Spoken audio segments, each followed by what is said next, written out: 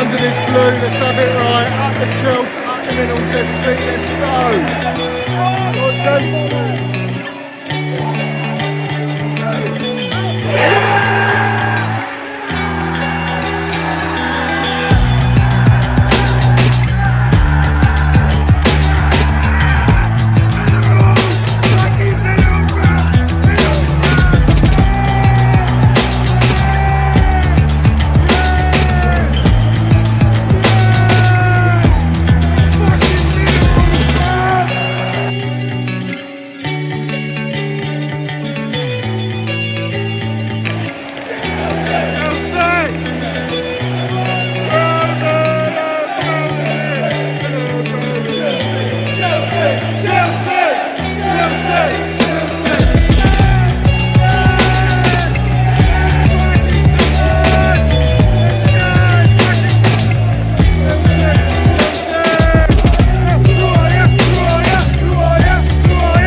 Have it right, Middles FC.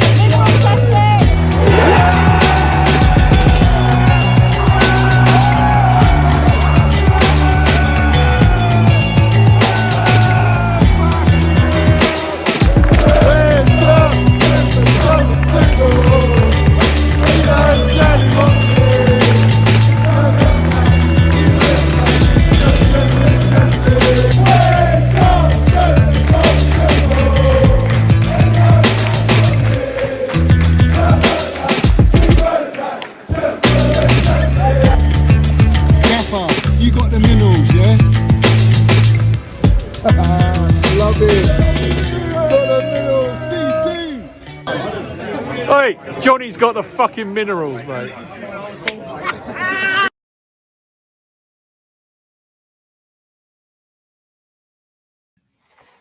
Let's have it right. Up the Chelsea, up the Minerals FC. Hope everyone's doing good today. Thank you for joining. Everyone that's in here.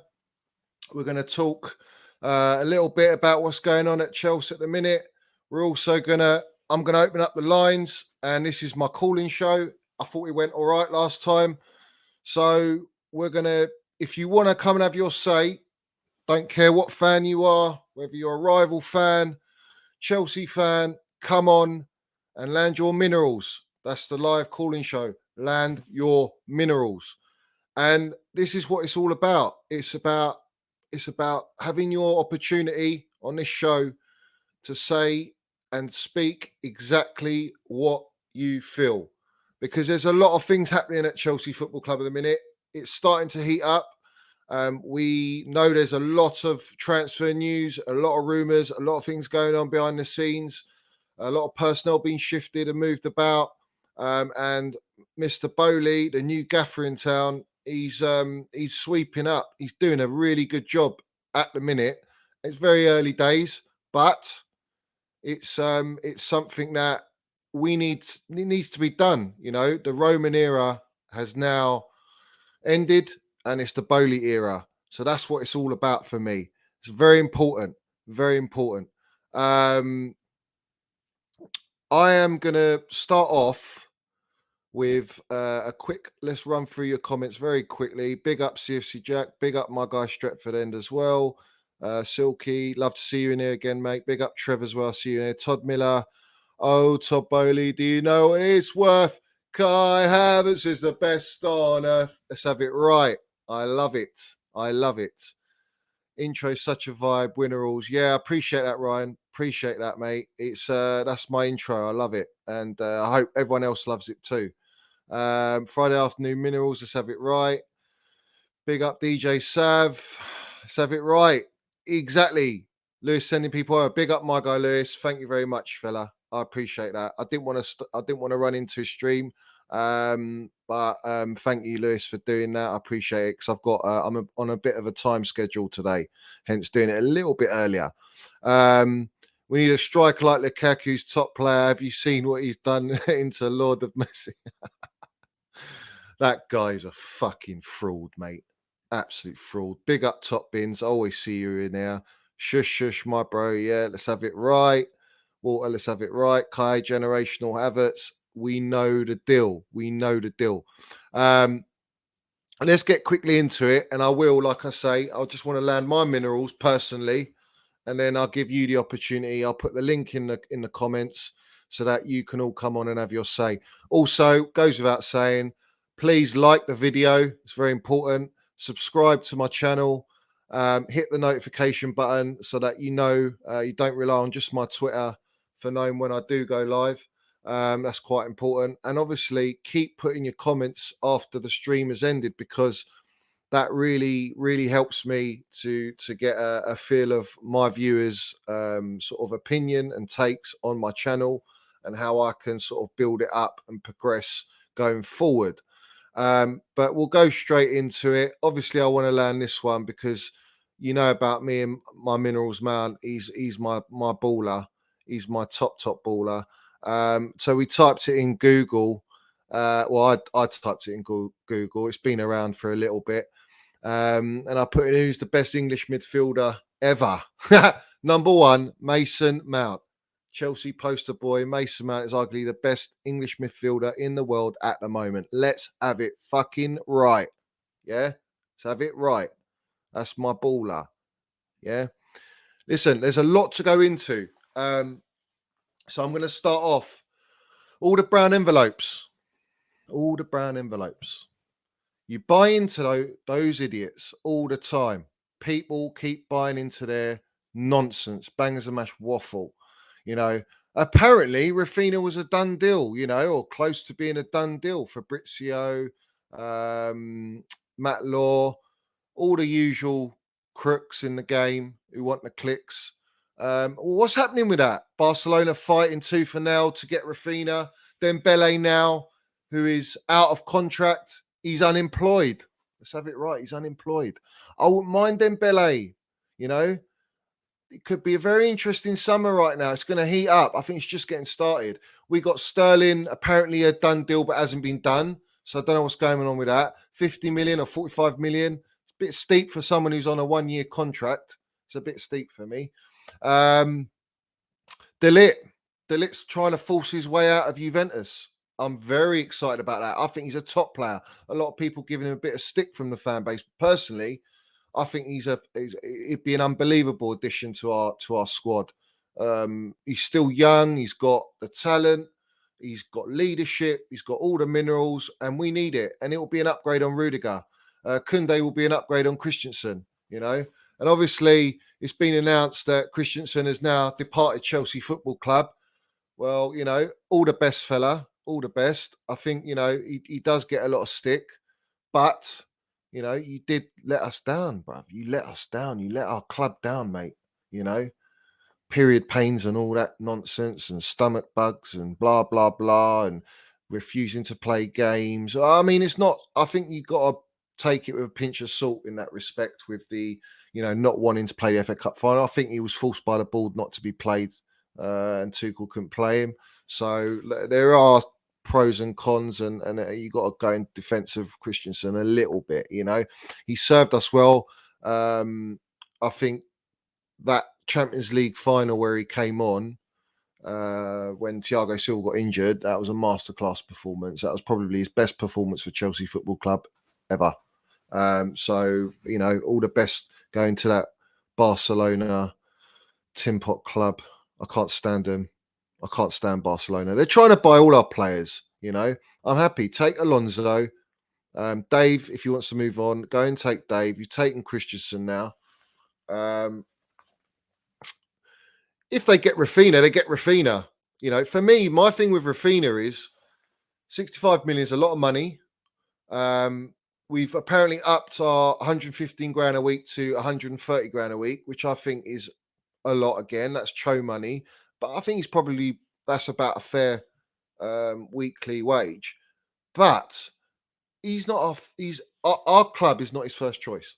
Barcelona is. His terms were agreed with Arsenal and Barcelona before we stepped in. We've put the best offer on the table.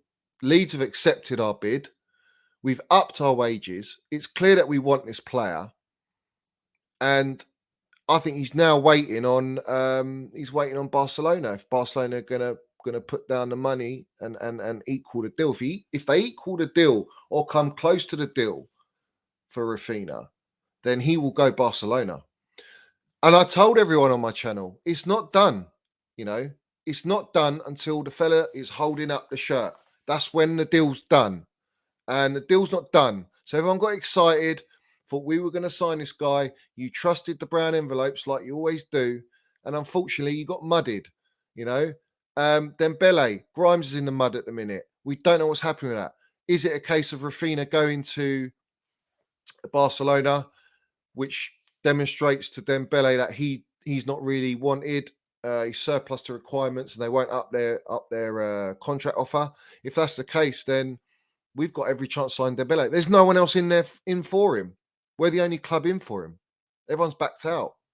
So we're in a very strong position to offer him the wages that we want to offer him and for him to accept. He's not going to accept. It's like I explained on a space last night.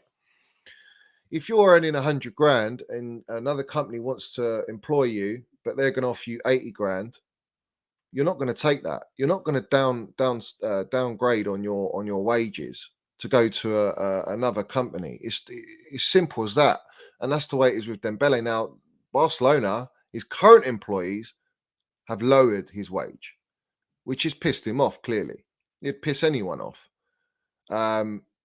But they done the damage. They paid the big wages, and now he's used to those wages. He doesn't want under those wages. And he's at a young age. He's only going to get better. So, in my opinion, I think Chelsea could offer better wages than Barcelona, less than what he wants, and we can still get him. That's the position I feel we're in at the minute. And I think that's a very strong position. So, we should keep an eye open on Dembele. De Ligt, if it's a case of Werner or Jorginho, or who's the other player? Who's the other player? Pulisic. Any one of them. I'd ship them to Juventus and get a better deal for De Ligt, so we don't have to overspend on De Ligt, because 100 million is ridiculous. It's like Declan Rice scenario. We'll only sell for this money. So De Ligt, I'm very, very excited about getting. I think we can get him, and I think that's a great signing. And the gaffer loves him. The gaffer wants him, and that is the most important thing to me, and it should be to every Chelsea fan, that if that's who the gaffer wants, then I want him. If you want Sterling, I want him. It's as simple as that. We'll get on to this one, because this one was so obviously all the brown envelopes. Fuck them all, pricks. This geezer, bruv. When people talk about Lewandowski, Benzema, Suarez, Kane, they say it's a world-class level. With me, it was always about good form. I belong with that group. You don't belong anywhere, fella, bruv. You don't belong anywhere. You're a world-class rat. That's what you are, a world-class rat. But you ain't world-class, fella. Lukaku stands, again, in the mud, embarrassed, ashamed. Fucking ashamed. The next one for me, Mr. Thiago Silva, is obviously making waves. He's trying to let people know that he thinks Neymar should come to Chelsea, wants Neymar at Chelsea. The gaffer clearly wants Neymar at Chelsea. And as far as I'm concerned, if we can get a deal for this guy, we go all out and get name minerals. You go all out and get name minerals. I want to see this. I want to see Neymar holding up the shirt. That for me is a full-on marquee signing. I told everyone, whoever's watched my last 4 shows, Bowley wants to make a statement in this window. He wants to make an impression on all the fans. He wants to send a message to all the rivals, Liverpool, Man City, Man United, everyone. He wants to send that message. And in my opinion, Neymar is that message. It's saying, like my guy Tony Rolfe said, it's like saying hello. It's like saying hello. It's a little wink to say, yeah, we're back. We're not mucking around. And listen, to all the Chelsea fans that are questioning or don't want Neymar, they're only taking him on loan. Nonsense. I want to buy him. I want him as my player. Loans are touch and go. But if he's signed to us, it shows to me he's fully committed. If it's a case of we only loan him because it's financially feasible and it helps us progressing forward, you know, with other additions in a squad, I get that. I don't care how we do it, actually. I don't care. I just want the player. I want Neymar. I think, and I'm going to land these minerals, I think that the gaffer's dream up front is to have Neymar and Dembele with Havertz. That is the dream. The second dream is to play the 4-2-1-3. But he needs the right signings to do that. I think that Declan Rice gives you that. Milinkovic Savic, whatever his name is, SMS, he might be able to unlock us there if we can get him for an affordable price. West Ham are playing hardball at the minute. They don't want to sell Declan Rice. They do not want to sell him. All right. And they're going to stay at their 150, 130 price tag, which is extortion. The player is desperate to come to Chelsea. So is Decker's going to land his minerals and try and force the move? That is the key thing for me, because that could help Chelsea and put us in a slightly better position. He's refusing to sign any contract extension. So the ball is sort of like in Rice's court a little bit. It's up to us to put down a serious bid. But I think there will be players involved in this bid for Declan Rice. I don't think that's done and dusted. I think there's something going to happen. Whether it goes through is another discussion. But I think it is very likely that Chelsea will try and sign Declan Rice. They'll do something because Tuchel wants him and the player wants to come to us.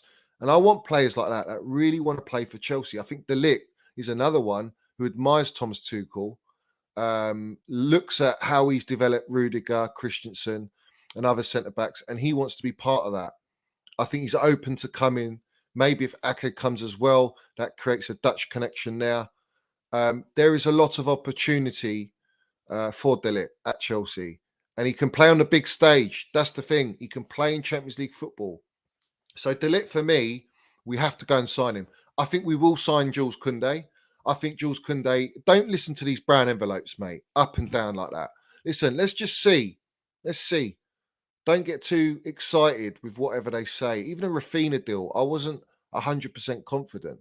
You know, we all knew it was always Barcelona.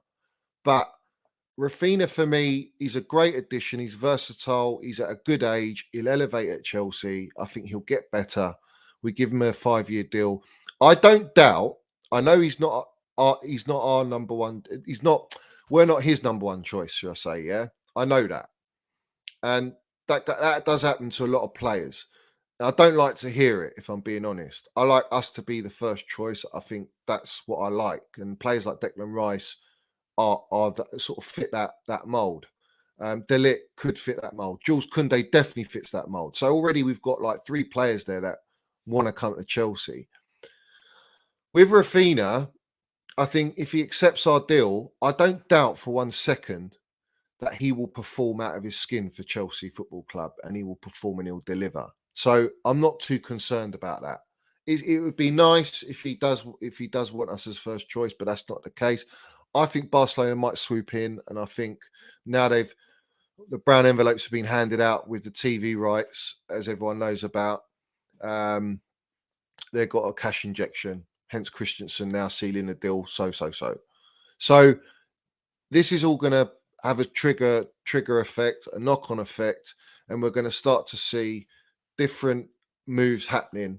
I don't believe St. Maximum. I think that's nonsense. I think Sterling is a very good option, and I think he should come. It seems like he'll come. But listen, let's have it right. Sterling can be done like that. I think there's a reason why we're not just diving in with Sterling. I think it's a combination of 2 factors. The first factor is that they want to see if they can get Ake in the deal, because Ake at 50 million is daylight robbery. Like, you ain't paying 50. They paid 40 million for the guy, and he's hardly played. You know, so for me, I know Chelsea ain't going to pay that money. So if we can get a deal where we can do something with Sterling and Ake and buy the both of them, I'm all for that. You know, I think Ake will be a great addition. I know a lot of fans don't really want him or rate him, but I think look, he's originally from Chelsea, and I always rated the kid. I thought he had huge potential, and at Bournemouth, he was probably their most key player with Fraser. You know, and when he got injured throughout that season, they ended up getting relegated. Let's have it right. They struggled. Ake's a key player and he's versatile, and I think he'd be a great addition. SMS, I don't know. He's linked to us every year. He's linked to lots of clubs. He's never leaving Lazio. It's just one of them nonsense stories for me. But it might be a last-minute swoop. But the bottom line is, I think Neymar, if there's an opportunity to go and buy him, which it looks like there is, looks like he wants to leave. Looks like the new PSG manager that's been announced today isn't keen on him. They want to sort of create that fighting mentality at the club. Well, Neymar's got fight in him. It's just that the fight there around him is shit. You know, he gets blamed for a lot of things, but it's not his fault, mate. You know, where's the Mbappes and the Verrattis and the big leaders and Di Marias and all these players? Where they got to step up as well. You can't just rely on Neymar. You know, so Neymar, I think if he comes to us, he'll be that main guy. He'll be the superstar. We will build around him in that front line. He'll have Minerals Mount behind him, sweeping up, helping him, supplying for him. He hasn't got a player like Mason Mount around him at PSG. I did say if Mason Mount was in PSG's team in the Champions League knockout stage against Real Madrid, they wouldn't have lost that game. They would have gone through. They don't have anyone like that. They haven't got anyone like Minerals Mount who could dig in and high intensity pressing, work rate, creativity, technically, and ball IQ second to none. So I think Neymar having a Kai Havertz, you can rotate Kai Havertz, you could put Neymar in the centre forward position, you can have Dembele, you can have Sterling. You've got a lot of options, but this is all dependent on who leaves the club. If Sterling's going to leave, sorry, not Sterling, if Pulisic, Werner, Ziyech is going to go, Lukaku's gone. There's a lot of openings. There's a lot of deals to be done. I'm going to see how it pans out. That's the most important thing. Just see how it goes. I don't buy into anything, mate. Yeah. There's another thing here as well, which was funny. I'll tell you about the brown envelopes, yeah? The brown envelopes. This guy, this pies and mash, bruv, trying so hard to dick ride for these guys, this Liam Towney, bruv. You see how the circle is all connected, mate. You see how the circle's all connected. And I keep telling you that. And there's also other accounts, the big accounts on Twitter and on YouTube and people like that, the Nini CFCs, the Daniel Childs of the game, and all these people, bruv. Yeah. You know, they're part of that clique, they're part of that circle, and their main ambition is to keep them sweet and follow the same narrative and bullshit. So let's see how that pans out anyway. We'll see how that pans out.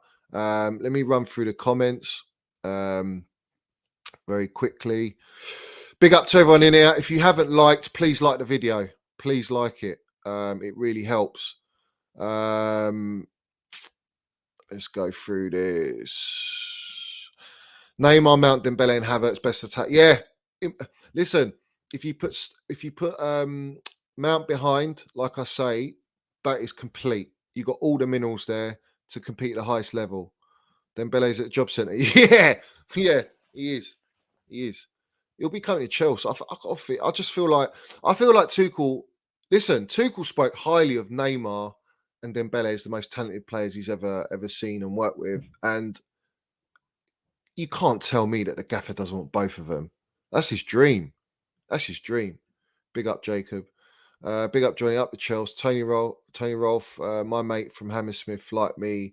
Chelsea Towns Minerals. Yeah, big up George Campbell. Thanks for being in here. If you haven't liked, subscribe, please do. And obviously, you've probably subscribed to Tony's channel. Big up Tony, my guy. The Lit is a specimen. Saw him play in the flesh. He's a unit. Would be great to have someone like that at the back alongside Ake. Both Dutch as well helps. Yeah, I agree. Human Kebab. That's a funny name, bruv. Human Kebab. Yeah, I agree. I think the Lit is everything we need. He's an upgrade. They're all upgrades, but my thing is, you can upgrade like for like positions, like I've said on Twitter. You can bring in upgrades in those replacements for the players that we already got, But if you don't get that Declan Rice or Savic player, you're not able to play that system that Tuchel wants, which is either the 4-2-2-2 or the 4-2-1-3.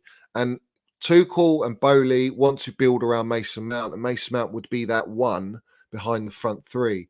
And then it frees up more options for Tuchel to rotate the front three without pissing everyone off, and then, you can even drop him. You could drop, if Mount doesn't play and Havertz hasn't played a lot or he's come back, you could put Havertz in that one position behind the forward line and have Neymar, Sterling, Dembele.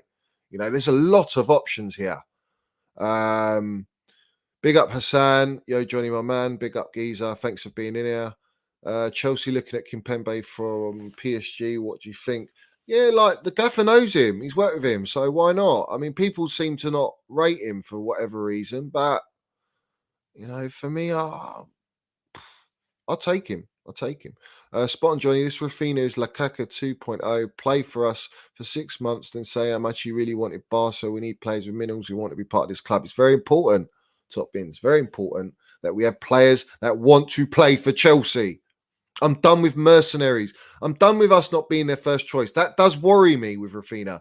I don't think it would affect him if he signs. I think he'll commit himself and he'll have to. And the gaff will get the best out of him. But it does leave a little red flag in the back of your mind about Rafinha. And like I say, I'm not sure we're going to get him. I don't think we're going to get him. I think you'd take lower wages to go Barcelona if Barcelona match our bid to Leeds. As long as Leeds get the money, the transfer fee, they'll sell him. They don't care about the wages. That's down to Rafinha's camp and Deco, who's moving, he's moving slyly, for an ex-Chelsea player. Obviously, he's ex-Barca as well, isn't he? I think he's ex-Barca. Big up, Johnny, and big up the chat. Thanks, Big Ron. I appreciate that. Let's have a look. George F. Neymar is overrated. I don't want the team to become unbalanced and become all about. Yeah, but listen, George, mate. We haven't got anyone like him. He draws defenders towards him. He creates pockets and spaces just by him getting the ball. Like Hazard used to do. We haven't really got an Hazard type player. Sterling ain't that for me. Pulisic ain't that for me, and everyone thought Pulisic would be that. Including myself, I thought he had he might still have the potential to do that. But Neymar's Neymar, mate. You take Neymar. You take Neymar. Neymar's he's one of the best players in the world. You take Neymar. You don't reject. Neymar's like Hazard will make you love. Yeah, listen, I want to watch Neymar, mate, at the bridge. I want to watch Neymar. Corner, squad player, but the gaffer's looked at him, then, like I say, if the gaffer wants him, he wants him. I'm not really bothered. Big up, Tony. Big up, Johnny Minnels. Fantastic channel. Up the Chelsea. Much love, Chelsea SW6. Thanks, Tony, mate. Loved having you on. And we're going to do it again, like I said. Good day, Johnny. Son of Chelsea is an industry plant. Yeah, Tom. Facts, mate. Facts. Absolute facts. He is. He's just part of that circle, mate. He's with all of them. Fuck them all. I ain't interested. 2 injury-prone players on our wing, Neymar and Dembele.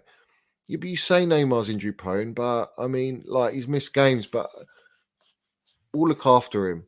Look at Hazard when he went to Real Madrid. We looked after Hazard, and look what happened at Real Madrid. Maybe it's down to PSG as well. It's not just Neymar. Maybe it's the treatment as well and the medical team behind them, But he's got to drop his wages. If we're going to buy him, he's got to drop his wages. That's very important for me. I think Silva will do the work. If we get Rafinha as well, or Dembele, I think he'll come. I think we're the only club that can really go in for Neymar. There isn't really anyone else that can get Neymar. Barcelona ain't got the money. Real Madrid ain't going to buy him because he won't go Real Madrid. No, I mean, Man United might spend the money, but they got Ronaldo. I don't think Ten Hag will go there. I think they've got other areas in there that they need to address. City ain't going to go for him because they've got Haaland and they're buying all these players. Liverpool won't. So Chelsea's the club. Dillit Dutch Maguire. Nah, Big Ron, man. That's come on, bruv. Come on, mate. De Ligt is a quality player, mate. I'm telling you, and he's young. He's got a lot to do. Mount needs to wear the number 10. No, I know what you're saying, but his number is 19. That is his iconic. That will be his iconic number. It already is iconic. Listen, when I go restaurant or I go out, I always want number 19, mate. Yeah. 4-2-3-1 with Sterling, Neymar, Dembele behind Havertz, Neymar, Cam. Yeah, there's lots of options, but you can't do that. You can't do that with Jorginho Kante, man. And Kovacic ain't going to work. I know a lot of fans have got the hump with Cho, but the lad can play, just needs to get the right attitude. I don't think he's even his attitude. I think he's just been very unfortunate with injuries and it's not giving him a run in. I think the sign of Lukaku's fucked everything up for every player in that front line. There's a lot of room for Cho. He can fight for his place and he will fight for his place. And I don't think he's going to be sold. And I want to keep Cho. He's very important to us. He's very important. Again, another player that offers you something. You know, if he gets that fearlessness back, and I'm telling you what, this player, he will step up and he's very young. He's 20, 21. He's a kid still. So yeah, anyone coming at Cho, come on, just back your players, mate. Just back your players. Big up the man himself, Johnny. Yeah, big up Elias. Nice to see you in there, mate. Where was it? Cho was just unlucky with injuries and COVID. Yeah, exactly. That's what I said. Exactly what I said. Now Lukaku's gone. It's now a clean slate for all the players. Very important that. You know, it's very important because Lukaku hindered us so badly. You know, he restricted development of Kai Havertz, Pulisic, Cho, Mason Mount to a degree, but Mason Mount always steps up, so he won't let anyone affect him. He'll just deliver. But the players directly in that front three, it affects you. You know, the guy's a lamppost. He presses, he runs like he's running underwater. That's what he is, bruv. Would Chelsea take the Dybala on a free quality player? Yeah. Yeah, I'll take him. If the gaffer wants him, I'll take him. I would take him. I think he's quality. But I don't know, man.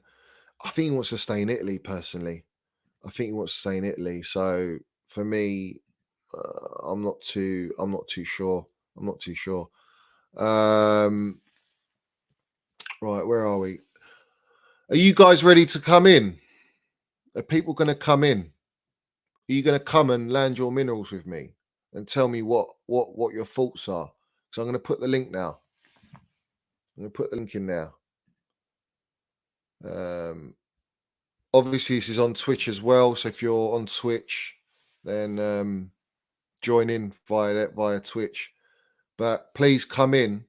I want to hear what you got to say. This is the whole point of the show.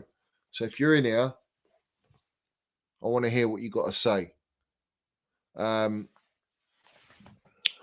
go through this. Johnny, you seen the news that Chelsea are taking on former Manchester United commercial director Tom Glick as new senior executive. How true this? I don't know as it's not mentioned on the Chelsea app. Well, it's been reported. That we're getting this guy. I don't know much about him, if I'm being honest. I'm more focused on the football side. I think we will get a director of football in eventually. That will come. But I don't know. I don't know what I've heard about. What's the other guy? Edwards. Edwards is a good shout. I think he'd be great. A different role, but I think he's someone who is, I think, a specialist in what he does, and he'll add to Chelsea in the backroom staff. That's very important. But let's see how that pans out. Guys, if you want to come in, mate. Don't be wishy-washy and nervous and all that. None of that nonsense. Come in, yeah, because that's what it's about. I'm just sick of all these brown envelopes. To be honest with you, I'm just sick of them, bruv. I'm absolutely sick of them, bruv. Yeah, they're full of shit. every single one of them. And a lot of the Chelsea fan base are doubting Gaffer's talent ID, doubting the players he wants to sign. Shut up. Just shut up. Accept it. It's all about who we can get. We'll try and get someone. We will try and get people, quality players. We will try and get them in. Yeah.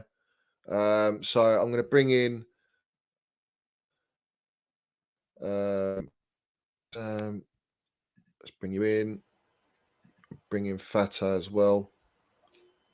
I'm just going to be quick, Johnny. I'll bring you. Yeah, go for it, Fata. Go on. You go first, mate. You go first. What do you want to say, Fata? What's go on? Genuinely, because I've seen the news about Declan Rice. Apparently, news came out from Ben Jacobs that Declan Rice won't be made available for West Ham. That was he said it on one of the streams earlier, and I think it makes a lot of sense because I think we just need to focus on our centre backs first, and the fact that West Ham all the powers in the world, they had negotiation at this time, unless you're talking about Declan Rice trying to submit transfer requests. But at the moment, I just can't see him coming at them to this season. But probably next summer, Johnny. Next summer after the World Cup, we might see. I would say this. I think there's a long way to go. This is just heating up. It's just getting started. But like I said earlier, if Chelsea put forward a proper bid and there is a player that they're interested in, because let's have it right, they're not going to get the 130 million, right? They're not going to get that. They'll get 70, 80 million plus a player. From what Tony said on my last show, when he spoken or listened to the West Ham camp, they want Gallagher and Broha. Now, to me, to offer both those players and money for Declan Rice, I'll do it because I want Declan Rice. But at the same time, I feel that's absolute robbery, mate. It's absolute robbery with no buyback clauses as well. That I'm not too happy with. So it's sort of like it's on their terms only. And the reason it's on their terms only is simply because they've got the stance of we don't want to sell and we're not going to sell. But the player doesn't want to sign. They know the player doesn't want to sign. The player wants to come Chelsea. So they're sort of like they're just playing hardball. It's expected, Fata. It's expected, bruv. You know what I mean? Yeah. My theory. Hussein. So go on, Hussein. What do you want to say, Geese? Go for it. Yeah, big up, Johnny. So my theory on this is the reason they're going for Aki and Kunde is because they can also play defensive mid, and next year they will go for Declan Rice, and then Aki and Kunde can move back to back four, back three, depends on what we play. So yeah, because there are no DMs available in the market, quality DMs. I know there are names people mention, but I don't think the gaffer really rates them. That's my theory on the Ake and Kunde links. What do you think about it? I think Ake and Kunde. I think Ake is a good squad addition, and he'll do a job. He's a bit injury prone, I think, but if it's the right price, not extortionate money like 50 million, we get him for 30, 35 million, I'll take him. I think it's a great addition. Kunde, for me, is a must-buy, along with De Ligt. They're both must-buys. We have to buy those two players because we need to replace Christensen and Rudiger. It goes without saying. So, for me, I think that's possible. With Declan Rice, if you don't get a Savage, and you don't get Declan Rice, we're gonna have the same issues next season, and I'm not looking forward to that. And the gaffer won't be able to be flexible with his formations, and that's what concerns me more than anything. Because I think, like I say, you can replace all these players and upgrade on the positions, but ultimately the whole idea is so that Tuchel can play his philosophy and change tactics and formations within the game. That's the key.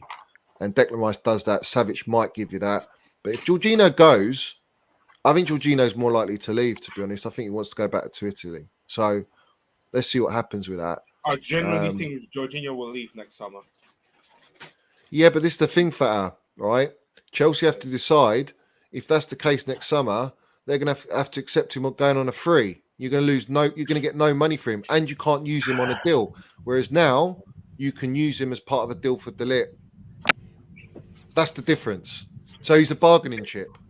I don't Do you want to think it's lose that. possible if he goes to in January? Nah, who goes mid-season? It's going to be done in the summer. It'll be done in the summer. And I don't think Chelsea will offer him a new contract. I don't think he wants to stay for that. I think he wants to go back to Italy, bro. Yeah. Trev, how are we doing, geezer? Nice to see you on here. Johnny, brilliant to talk to you, mate. Brilliant to talk to you. First and foremost, thank you for getting the proper view of Mason Mount out, that how we feel about him, because I'm sick and tired of him getting slandered, mate. This bloke, he's 23. Look at what he's done for Chelsea already. Look at, he's been out on loan since he's 18, went out, Eredivisie, come back, went to the Championship, then come in, got us Champions League, then won us the bloody Champions League, and still people go, no, it's a bit inconsistent, eh?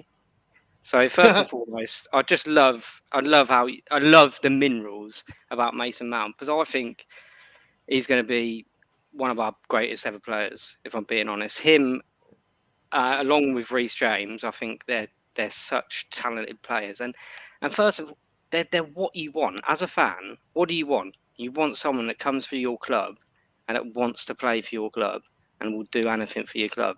Them two are going to be the nuts, mate, I'll tell you.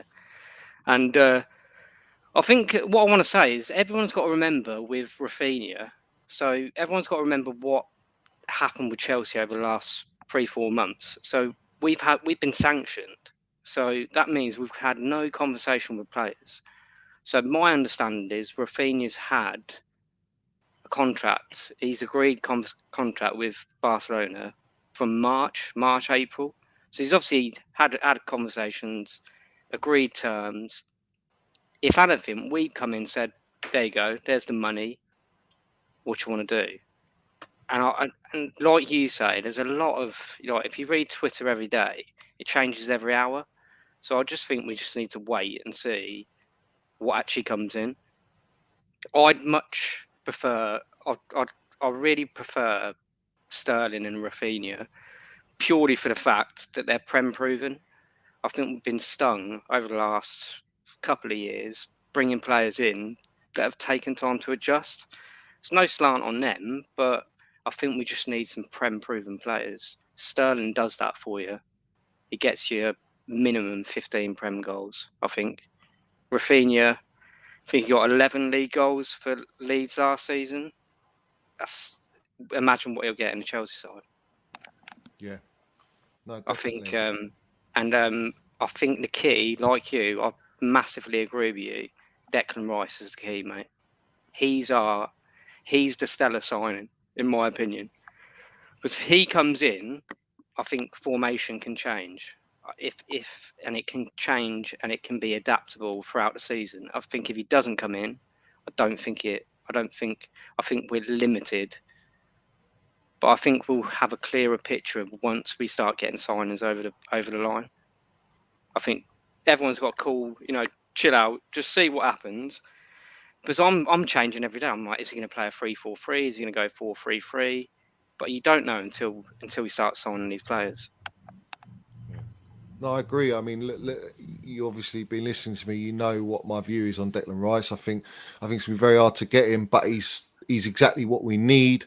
And like I say, if it helps us with our formation and set up, and it allows us to build around Mount and what I think you've got to remember, players. Johnny. Sorry to interrupt, but if we have done a deal with West Ham, do you think they're going to go?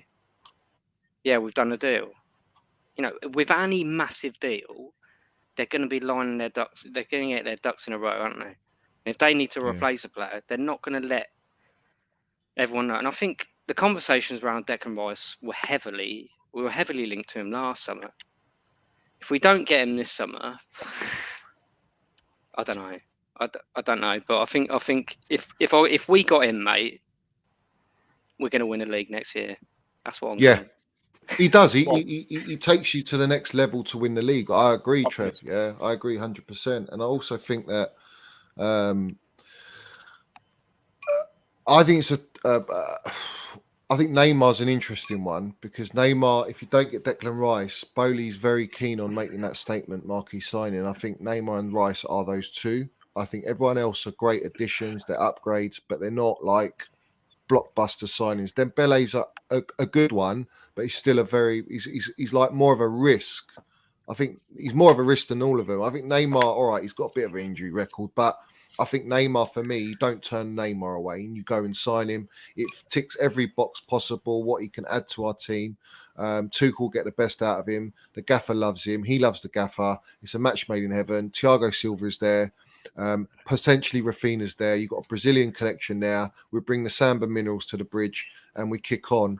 And then, you know, Declan Rice is Declan Rice. We all know about Declan Rice. He's proven. But Dembele, for me, is very injury prone.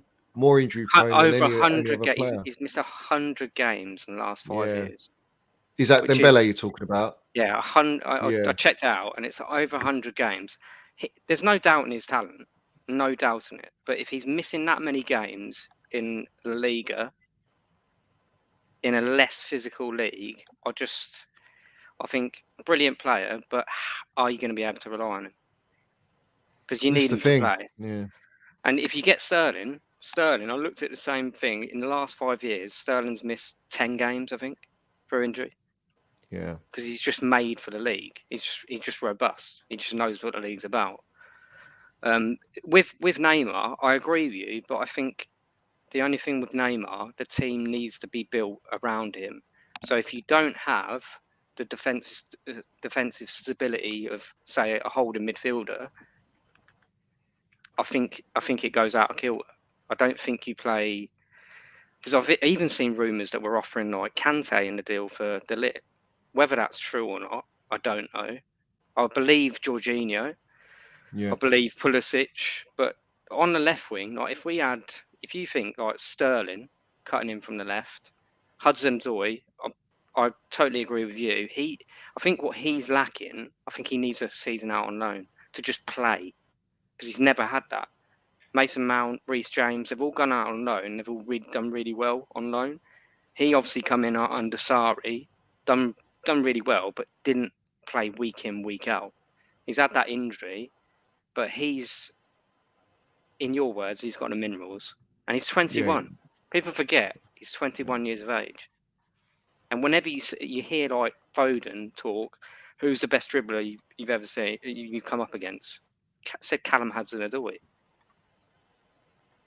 Which, he's got talent, mate. Yeah, he has. And Bayern Munich wanted to pay 60 million for him.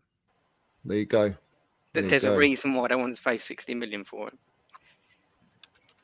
him. Mythos has put, what about Gnabry? Yeah, but I haven't really heard much about him, like if we're even linked to him. So I'm not going to like delve into it. I'm only going to talk about really players that we're linked with that we've got a whiff that the gaffer actually wants. If you go by the brown envelopes and what they feed us, like Neymar there, I knew was always going to be there.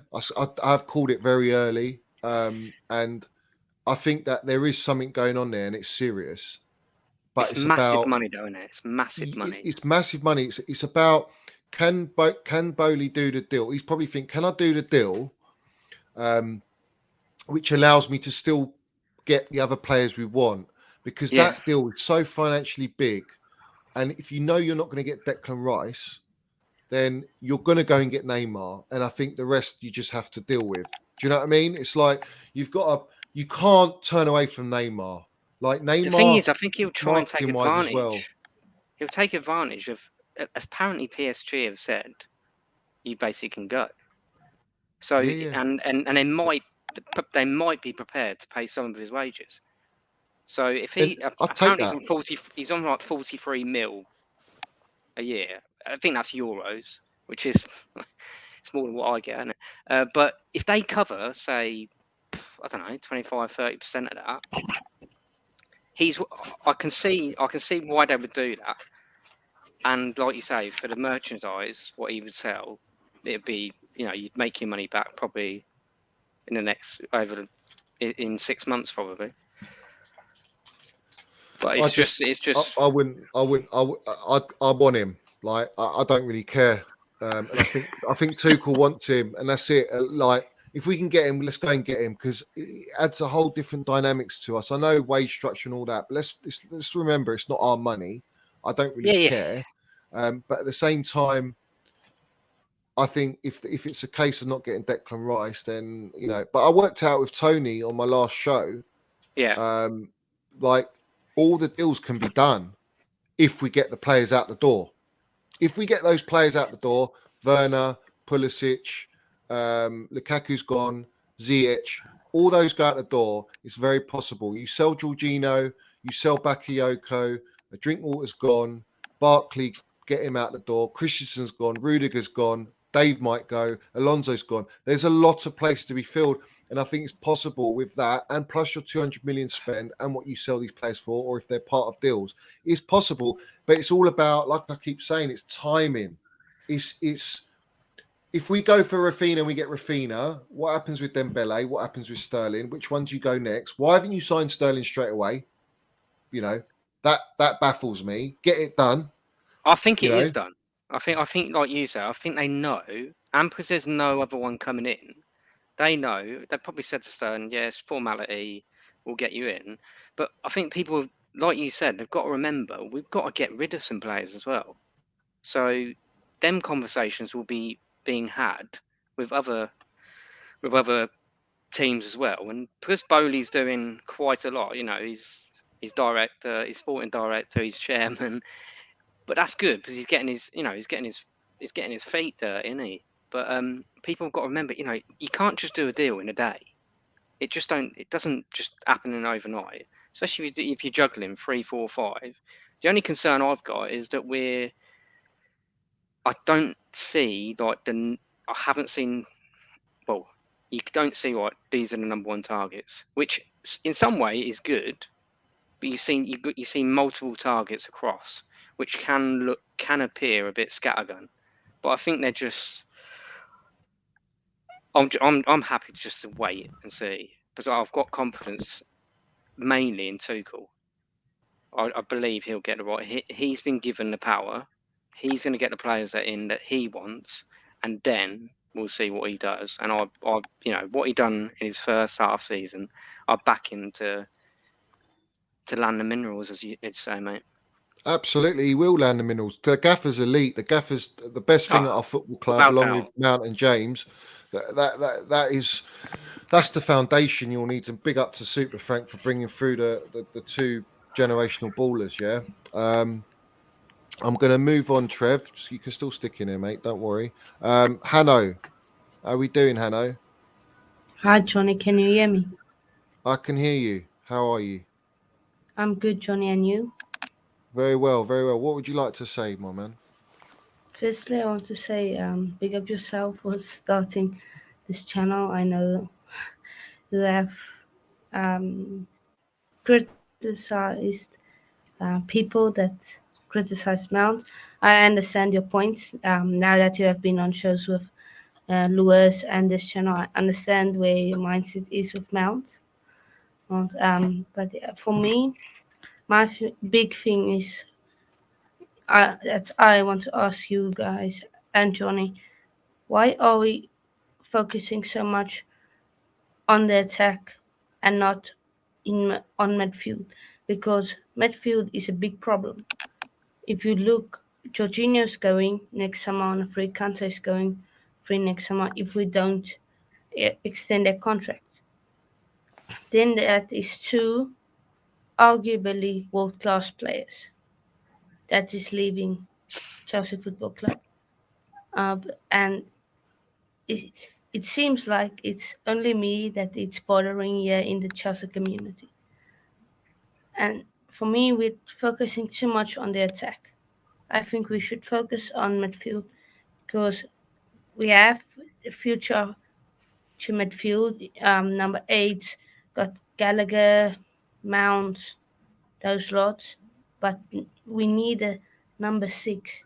And I know we're saying we're going to get Declan Rice, but when are we going to get it done? That's my question. Focusing so much on the attack. Gilmore's coming back, don't worry.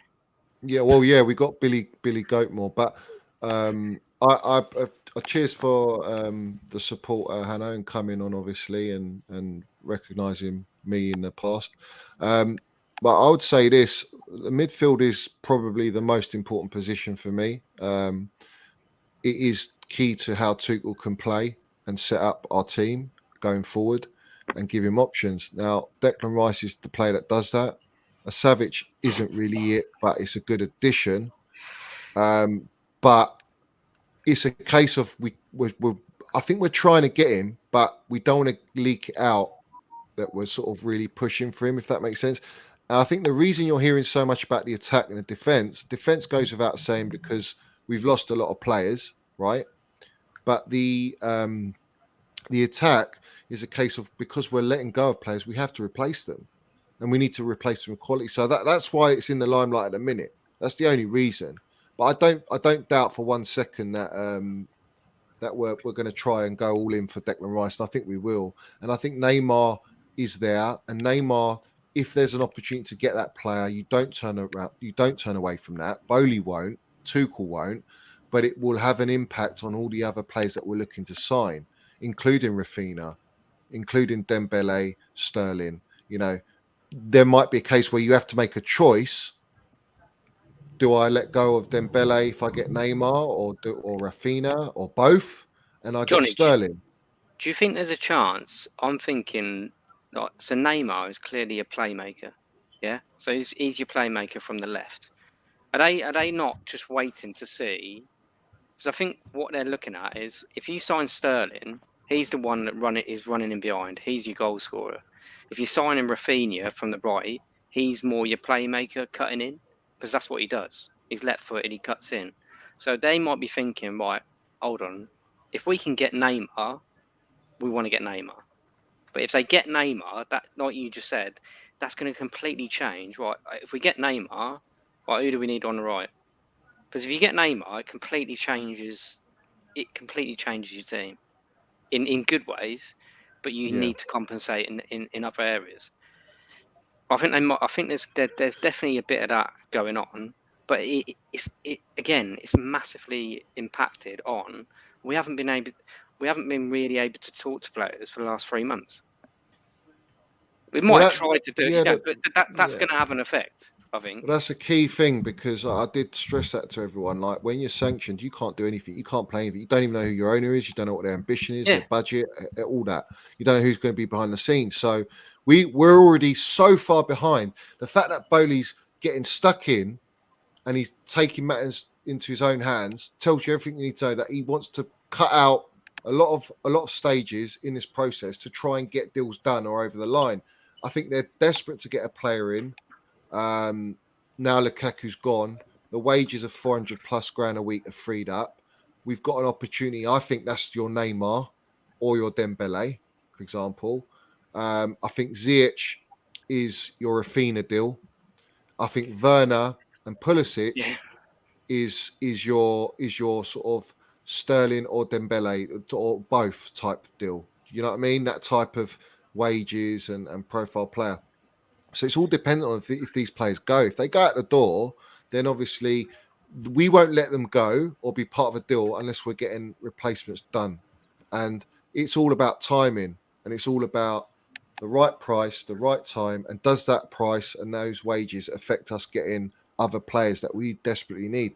It's going to be a very hard window because we've got no time, and we've got a lot of players to replace, like the Rudigers and Christians that have fucked us over essentially, where we're forced to do that, and we're having to replace players without being able to add to players. So it is purely a rebuild. It's not even like an addition thing. It's just like, let's rebuild completely and switch everyone about.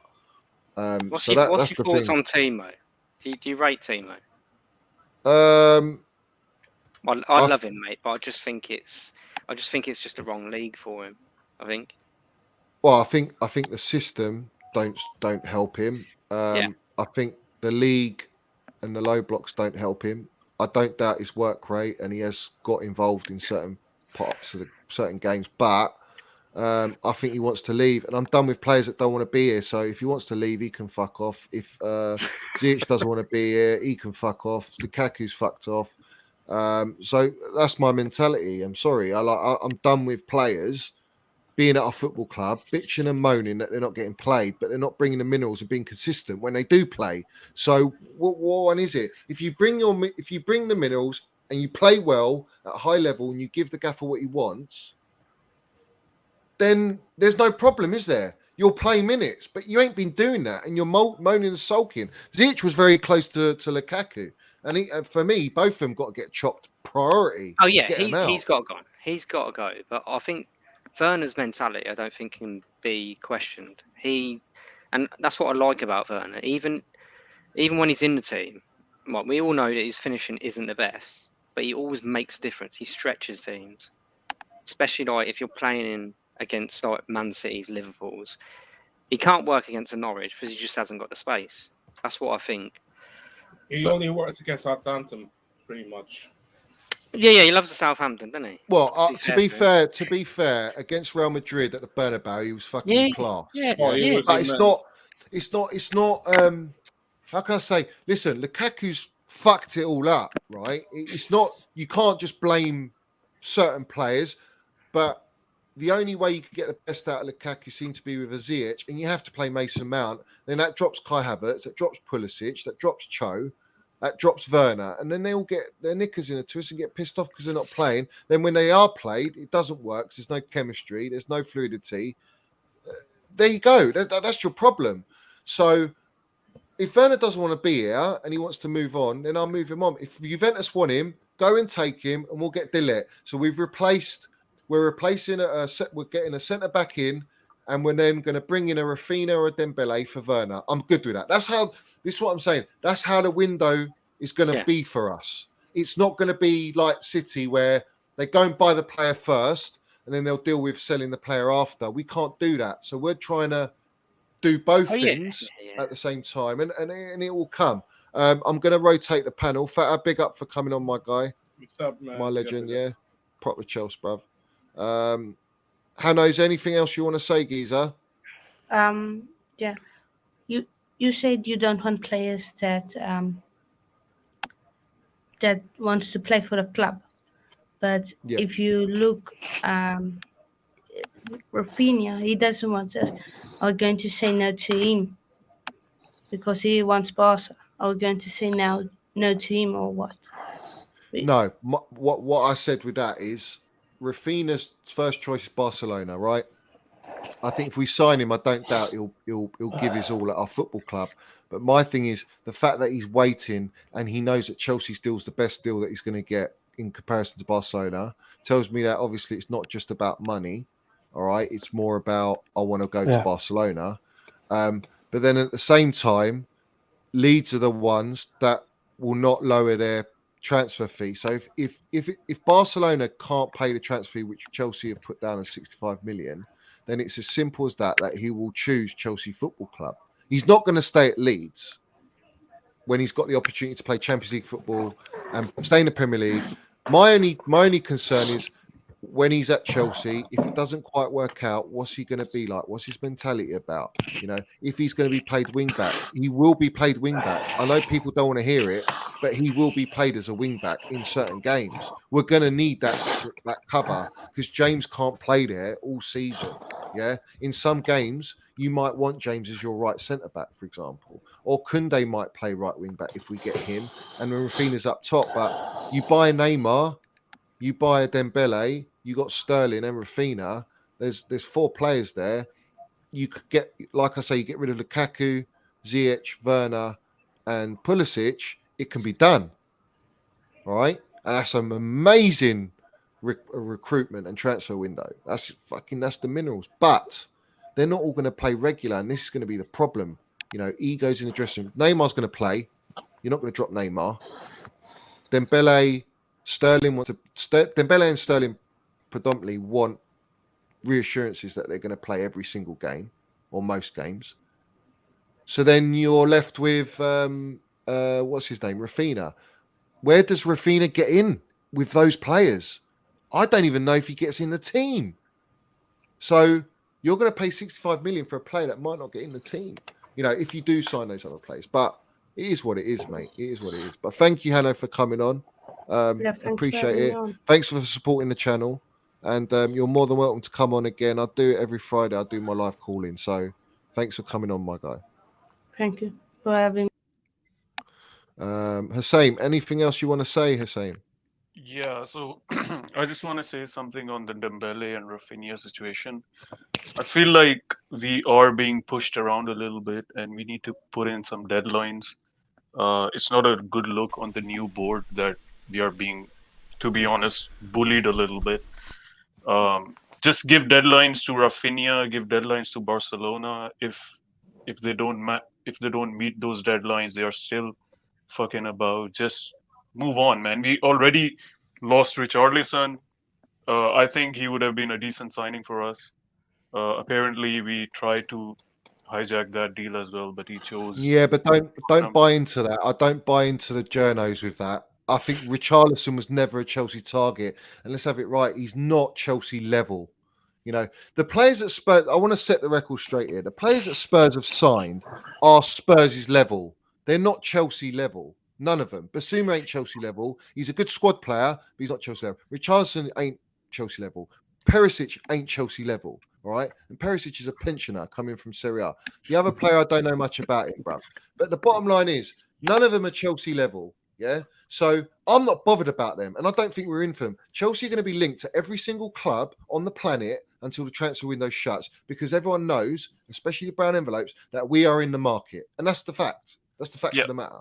So I agree. Don't worry about that. Don't worry about Richarlison. I didn't really listen. If the gaffer really wanted him, I'll take him. But for me, he's not really what we. He's a player that you don't want to play against, and he's a decent player to have on your side because of his theatrics and all that. But you know, really, well and truly, the guy misses countless opportunities.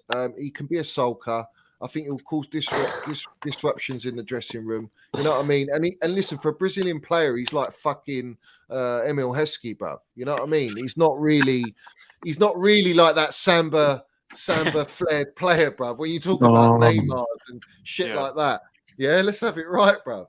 So, no, I agree. But my point is that we keep, like, we can go for someone else. Like, if we don't want to be pushed around too much.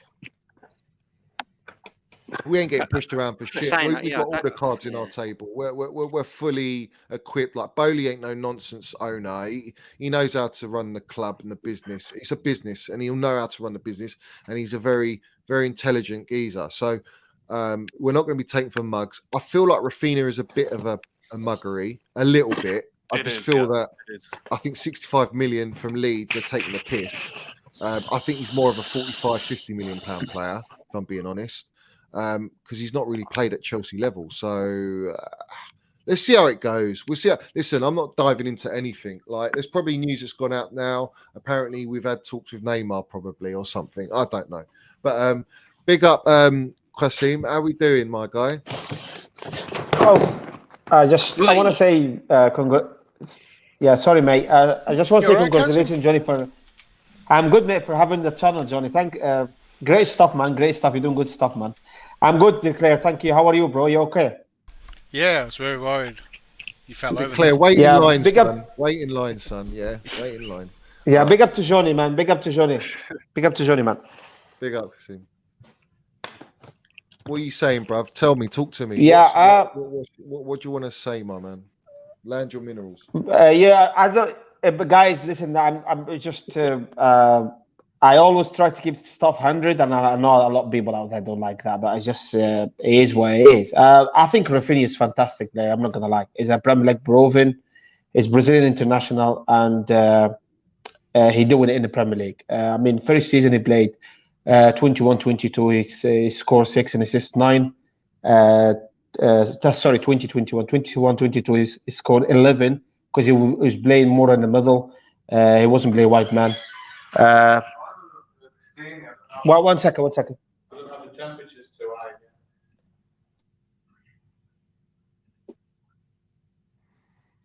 Well, he's been interrupted by something there, Qasim. Go on, Geezer. Sorry, Johnny. Sorry. And 21-22, he scored 11 and assists 3. I think he's a fantastic player. If we can get that deal over the line, I'm not sure about. I'm here to talk about Todd Bowley, man. First of all, he came in my opinion, that's my personal view. He came in and he had a plan to get rid of the board, which is Prosper, Petr and Marina. I'm very disappointed he didn't have a plan B, right? Which is if he coming in, 4.5 billion brought in Chelsea Football Club, European giant.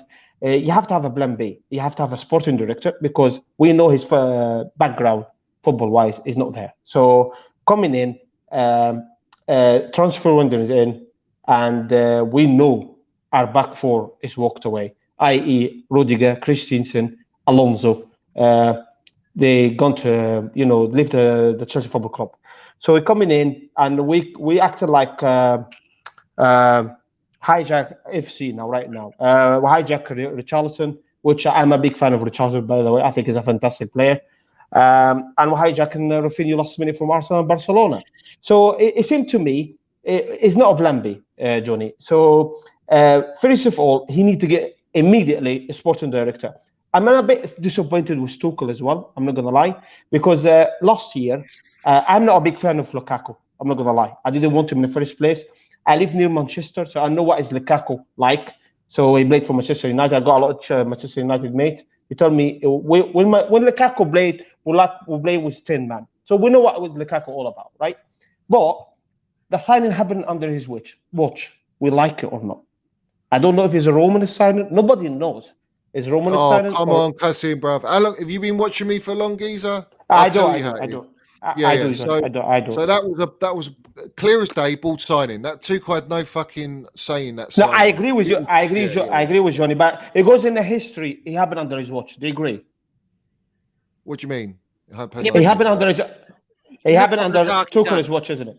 I mean, he's the manager, isn't he? So I mean, the thing is, what you got to understand, Kasim, is the manager doesn't have a say in those signings. It's Roman, his son, and Marina that made the call to go and buy Lukaku. Whether he says yes or no, it's irrelevant. They'll go and buy him because Roman wanted him. So it's not fair on Tuchel. Tuchel did everything he could do to try and get the best out of him, and the guy's a fucking lamppost, cement booted. I agree with that. Bruv. And he fucked up everything at our football club, and no one should blame Thomas Tuchel. Not one fan should blame. Johnny. My point is, right, because I want to give time for everybody else. My point is, right, that's my point of view, right. After winning the Champions League, he was in a stronger position. So if Roman and Marina gone out there tried to get Lukaku for him, he said, "Listen, I know this guy very well. He's not going to show my system. He's not going to run. He's not going to press." So he had a serious say, obviously saying. But for him... No, he didn't. No? This is the point. No. Okay. You didn't. Okay. This is what I'm trying... This is why I had it out of all the journalists and all the brand emitters saying all end up fucking blocking me, is because what I was saying was true. And the bottom line is, they ordered Tuchel to make the call to Lukaku, all right? It's not his choice. He had no say. If he turned around to Roman and said, "I don't want Lukaku," all right, he'd go and get the boot, mate. They'd just say, we're signing regardless. That's the first thing. The second thing is, if Roman stayed, Lukaku would stay and Tuchel would leave, all right? That's the current program. Now, Tuchel won the Champions League. Yes, he won the Champions League, all right? But Di Matteo won the Champions League. Did he get backs? No. Jose Mourinho won leagues. Conte won the league. Did they get backed? No. The board will go and get whatever they feel is right, and that was it with Tuchel. Tuchel got shitted on, all right, and like he said to Lukaku against Spurs, "Go to your daddy," all right. That is Tuchel to a T, because he didn't want to play. None of the players in that squad wanted Lukaku around him. Lukaku travelled on his own to every game since the documentary. He's been talking all fucking year to Inter Milan. If that was a Tuchel signing, that wouldn't be the case. And it's simple. Johnny, what happened? What happened when Conte didn't get backed? Well, he fucking sabotaged us, didn't he? Well, yeah, we saw what Yes, that's my point. That's my point. He walked away. I would know the same with Mourinho because these just strong characters. Is Tuchel a strong character though? Yeah, Tuchel. You see, with the difference with Tuchel though, Tuchel took his experience from PSG to Chelsea, knowing the way the culture is at Chelsea and Roman, and he dealt with it immaculately. The best way any manager could do it. I don't think a Jose would have dealt with it like Tuchel with Lukaku. Conte wouldn't have dealt with it. Ancelotti wouldn't have dealt with it. And I think that's Guardiola, Klopp. None of them. That's what puts Tuchel. It separates him to everyone else. When a situation like that arises, he squashed it immediately. He dealt with it, even though behind the scenes it was a fucking shit show. Over to everyone else in the public, it looked like, oh, he smoothed it out. He's backing Lukaku. We got to back Lukaku, and all the fucking idiot fans were like, oh, your Tuchel's all right with him now. You got to back him. You got to back him. I didn't back him for shit after the documentary. No chance, bruv. I wanted him out immediately. Look what Lukaku said to Tuchel. Look what he said to every Chelsea fan when he signed. I've changed. When he was in Inter, he got about 10 assists. So he said, I can hold up play. I can do this. I can play any formation. Yeah, so if you're a manager, if you're talking to him saying, can I fit him into our formation? And he's looking at it. Yeah, he's got more goals. He's got more assists. He's done this. And he's listening to him. He's like, okay, I can work with that. But then you have the shit show that what Lukaku done. And he basically shat on every Chelsea fan. Yeah, when Inter, I love you. And all the shit that he's going to say when he goes back to Inter, come on, Lukaku. I want to reply to this. Yeah, he's a rat. He's a world class rat. He's not world class at football. Yeah, but I'll Chelsea, say that CFC. Yeah, CFC Minnals 19. Love the name, fella. That's quality, mate. I love that. You got the Minnals, son. There's no way Roman would have risked falling out with Tuchel and sack him if he said no to Lukaku a few months after he won the Champions. Yeah, but Tuchel's not going to walk out and lose out on his contract. That's the first thing. No manager does that. All right. The second thing is Thomas Tuchel is the best problem-solving manager I've seen. All right. I think him coming into Chelsea, inheriting this squad from players since Jose Mourinho, Conte, and all the previous managers, Sarri, etc. He has won us Champions League, Super Cup, Club World Cup. He's got us in 6 finals. He's fucking unbelievable. That is what you call the minerals of a gaffer. So, as far as I'm concerned, if the only turning point with Lukaku was after the interview, the way Tuchel dealt with it, Marina, Roman, the board respected him and said, "We'll back you because you protected our investment." And that was what Tuchel did. He protected their investment. He kept it all kosher. He never said he was going to sell him, never said he was unhappy with him, but he didn't give him praise when he scored goals, if you noticed. And he would sort of say, yeah, he scored a couple of goals. Okay, so what? Yeah. But he'd also be livid with the 7 touches against Crystal Palace. So you've got, there's a lot of things that happen. I could do a whole fucking 2 streams, 3 streams on this. I mean, everyone knows who's watched me throughout this whole saga.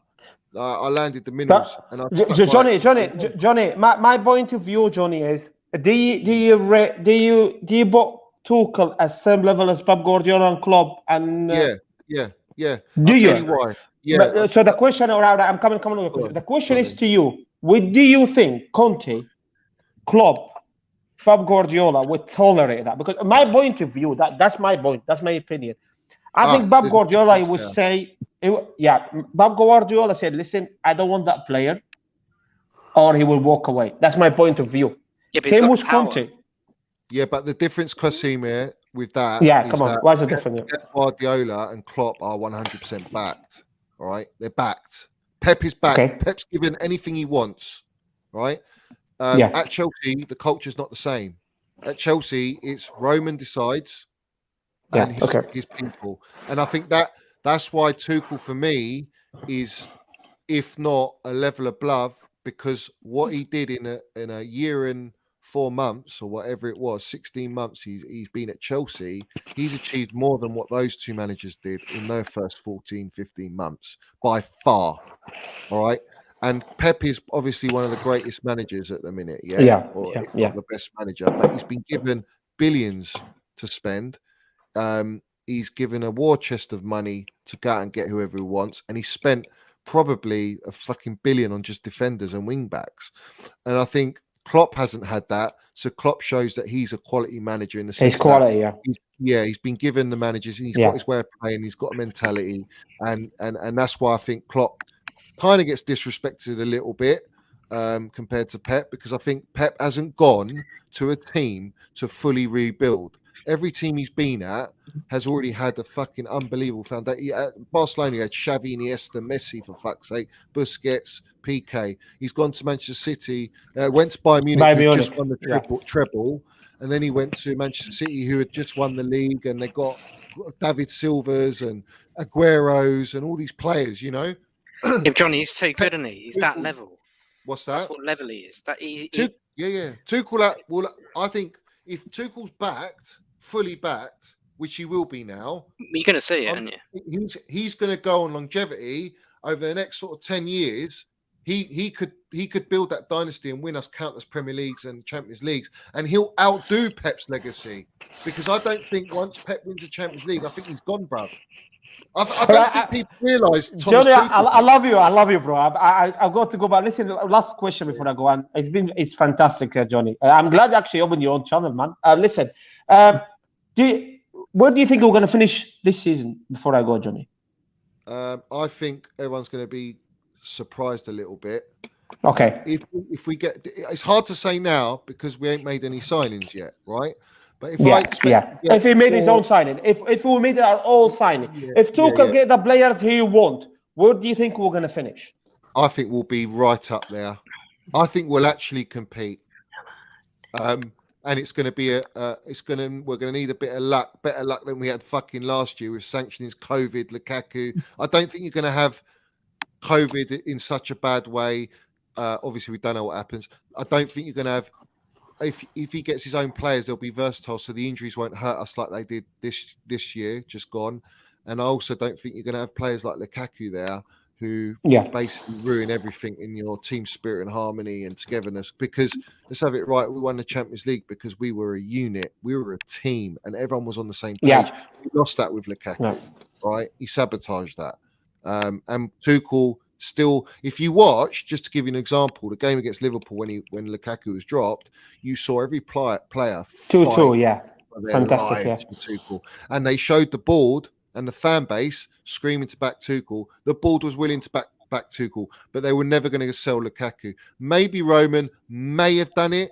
A very slim chance he would have sold Lukaku to back Tuchel, but I think it's very unlikely because no one would want to go and buy him. And I don't think Tuchel, if he was forced under Roman to play Lukaku, and ever since the sanctions, he dropped him, and he was a bit part player, and he wasn't number one. Kai Havertz was number one, and I think under Roman, we might have not even made top four if Lukaku was playing every game. That's how bad it could have been, I think. But it didn't work that way, and we move on. But I think, we could have been, if we didn't have these issues last year, I think we could have won the title, bruv. No, I was straight. You stressing it a bit, John. Now I won't straight. I think we're. No, the only reason I say that is before December, November, December, before we got Chile out. I think it was November when we played Juve. Because I was after that, like just all that period, we weren't playing well. All right. Yeah. But we were winning games, and I think we were 8 or 9 points clear at that point. And I think Burnley game. I remember Burnley game. We're only 5 points clear. But let me just clear something to you, Johnny. Is know how to start, how to finish. Because when you come to around November time, December time, Manchester City step a gear or two, and they go 10, 11 games unbeaten, and that's how they wrap up the league by December to January. But at Chelsea, what we're lacking, we've got too many players. There is no quality, is no depth in the squad. Yeah, the first team, can he compete with Manchester City? I am not sure. So when you bring the substitution, the quality completely dropped. That's why I think we're a bit. Manchester City is a bit. It's a slightly gap there. Okay. I think. Listen, I'm gonna say something to you because Tottenham. I'm not gonna lie. The business they're doing, and Conte. Listen, last year, in my channel, I said Tottenham was 10th in the table under Nuno, and when Conte got the job, I said straight away the top 4, and straight away they finished top 4, right? My point is Conte is a world-class manager, a serious winner. If Chelsea can manage if they finish 6 points behind City, that's improvement. That is an improvement. Well, I think because like City is a different animal, bro. Right, we were going to kick on last year, and I think we would Yeah. have gone close. I'm not saying we're going to win it, but Tuchel, if he didn't have major injuries in the areas where our squad It'll was be close. building Yeah, up, I agree. we would have been very close. And knowing Tuchel, he probably would get it out of the players. But like I say, too many issues. I don't doubt the gaffer. I think the next 2 years he's going to win us the Premier League. I don't doubt it, and I think we'll go and win the Champions League. Big up to you, Johnny, man. Big up to you, man. Big up to you. And thanks for having me, Johnny. I appreciate that, man. Thank you. Top man. No worries. Thank you, guys. Have a good day. Have a good day. Take care, guys. Bye. Take care, mate. Yes, Wayne. How are we doing, fella? Long time no see. How are we doing, Very mate? long. Oh, yeah. Personal life is in the cut off. But Still got your shirt off, yeah? Oh, you know me, mate. Top of the phone. We never go. You need a wee catch up though, mate. Personally, but yeah, I wanted to come on and show my support because obviously you've been talking about this for a long time, and finally it's coming to fruition. I'm extremely proud of you. Extremely proud of what you've done. Finally, the Church of the Minerals is finally here, so we can all get our minerals now from the priest in front. Praise the Lord. You know what I mean? But obviously, I wanted to come on because obviously, me and you are cut from the same cloth when it comes to the football, ain't we, Johnny? A lot of things we agree with when it and I remember rightly, Lukaku. I was saying, yeah, bring him in. I said he'd come in, and you was like, no, Haaland all the way. He's coming in. Get that Lukaku. I don't want him near the team. And you spotted it straight away. You said it'd be a bad decision for a lot of reasons. And obviously, you're correct. That you always come up with the minerals. But what I want to talk about is obviously we've been supporting Chelsea for a long time, and now we're going in a different direction that we've never been in before. Because if you remember rightly, before Roman Abramovich, we never had this anyway. So we're going into a new situation, new backing, a new way of dealing with business and stuff. But one thing I have noticed, and I think you'll agree with me, they're looking at the one player in the team that they're building around. And I think you're going to sit here and say the same thing, it's money. And I think they're building around him now. But my question is, I want to talk to you about is, what you want from money? Do you want him to be deeper as a number 8, or do you want him to be forward as what you have been saying? I've got my opinion, but I still want to know yours. I would say this, from what I see and the way I see it, I think the gaffer wants him to be in that number 8-10 role. I think he wants him to be behind the front three. But the problem is, because of the players we've got like Jorginho, Kante, Kovacic, we can't play that sort of 3-man midfield. We have to play the wing-back system because of Jorginho, which the gaffer said has hindered us and sort of restricted us from being able to play Mount in that 8-10 role because you're only playing the double sixes. Well, because you can't drop Mount, you have to play him in the front three. And in the front three, he's been the best for the last, two years? Basically, in the front three, by far. He's got the best numbers, and obviously 29 GA or 20 GA in just the Premier League is absolutely ridiculous for his age. Being played out of position, but Minerals Mount is the glue of the team. He is who you build the team around. I think if we make certain signings that he wants, you will see Mount in a bit of both. But I think more so it'll be the 8-10 because the gaffer and Bowley for sure want to build around Mount as that sort of like 10-8 figure, because what Mount gives you, he gives you the offensive progression, he gives you the creativity, he gives you the defensive side of the game, he'll help the front line press. So even if the front line lose a press, you'll have Mount straight there. Right. Mm-hmm. Whereas before he's in the front line. So if the other players in the front line aren't pressing with him, that press is nothing. And then Mount, you'll see, works extra hard to track back and try and press and help the midfield. Whereas in the 8-10, he'll be able to protect the 2 double sixes or another 8, and he'll work and form a midfield 3, as well as go on his own and be part of the attack. But Mount, Johan Mount, the Johan Minerals Mount, he is the best in the league, if not probably one of the best in the world, at getting into the area, into certain areas in Pockets. between defenders and the midfielders of the opposition, outside of the box. There is no player like him. And if you took that interview from that Arsenal player, I don't know what his name was, the French, I think it's French or something. Yeah, he said they asked him who's the hardest player he's played, and he said Mount straight away. He didn't even think about it because he's so hard to track where he is, and because he's so, that's why he's likened to Cruyff, because Cruyff was rapid, not only with him with the ball, but with his brain and where to be in the right position. So if you're in those positions and to receive the ball, it's that the opposition are not quick enough to get to you. So you don't have to do all the fancy tricks all the time. You don't need to. You just play your game, and that's why Mount, when he needs to, he'll pull it out of the bag. He'll do all the flicks and tricks and the turns and all that stuff when he needs to get himself out of situation. But the majority of the time, he's so ahead of everyone else that he's in those positions anyway, and it's great. It's like all his teammates, like they'll tell you, Mason Mount is the best. Like I've heard, he's the best player out of the academy. I mean, I you know what I think, Wayne. He's the best player to ever come out of the academy. Since John Terry. I think. Yeah, John, I'm going to say, because that's what I was going to say to you is what I believe is De Ligt's going to come in and he's going to be the new Terry for us. Because I can see him as the leader in the back line, taking over from Silva when he retires or leaves the club.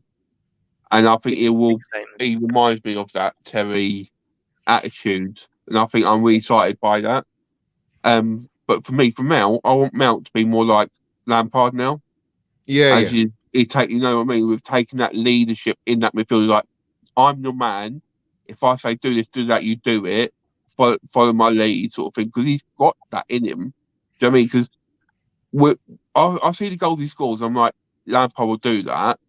But I'm thinking, but is he doing what Lampard does with the leadership?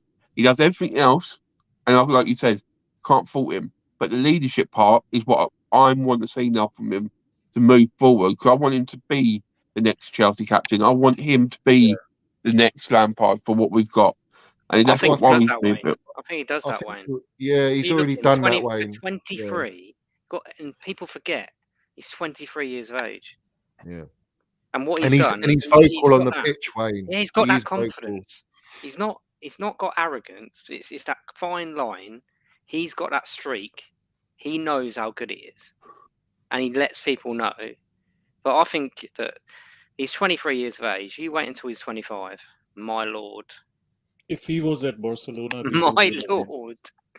It's true. It's true. That's a great point. Everyone would come out after him. Yeah, if he was at Barcelona, Real Madrid, Bayern Munich, or any of those sorts of clubs, and he was a young talent, and his name was Mountino, fuck it, he's English, he's Paul Mount. Yeah.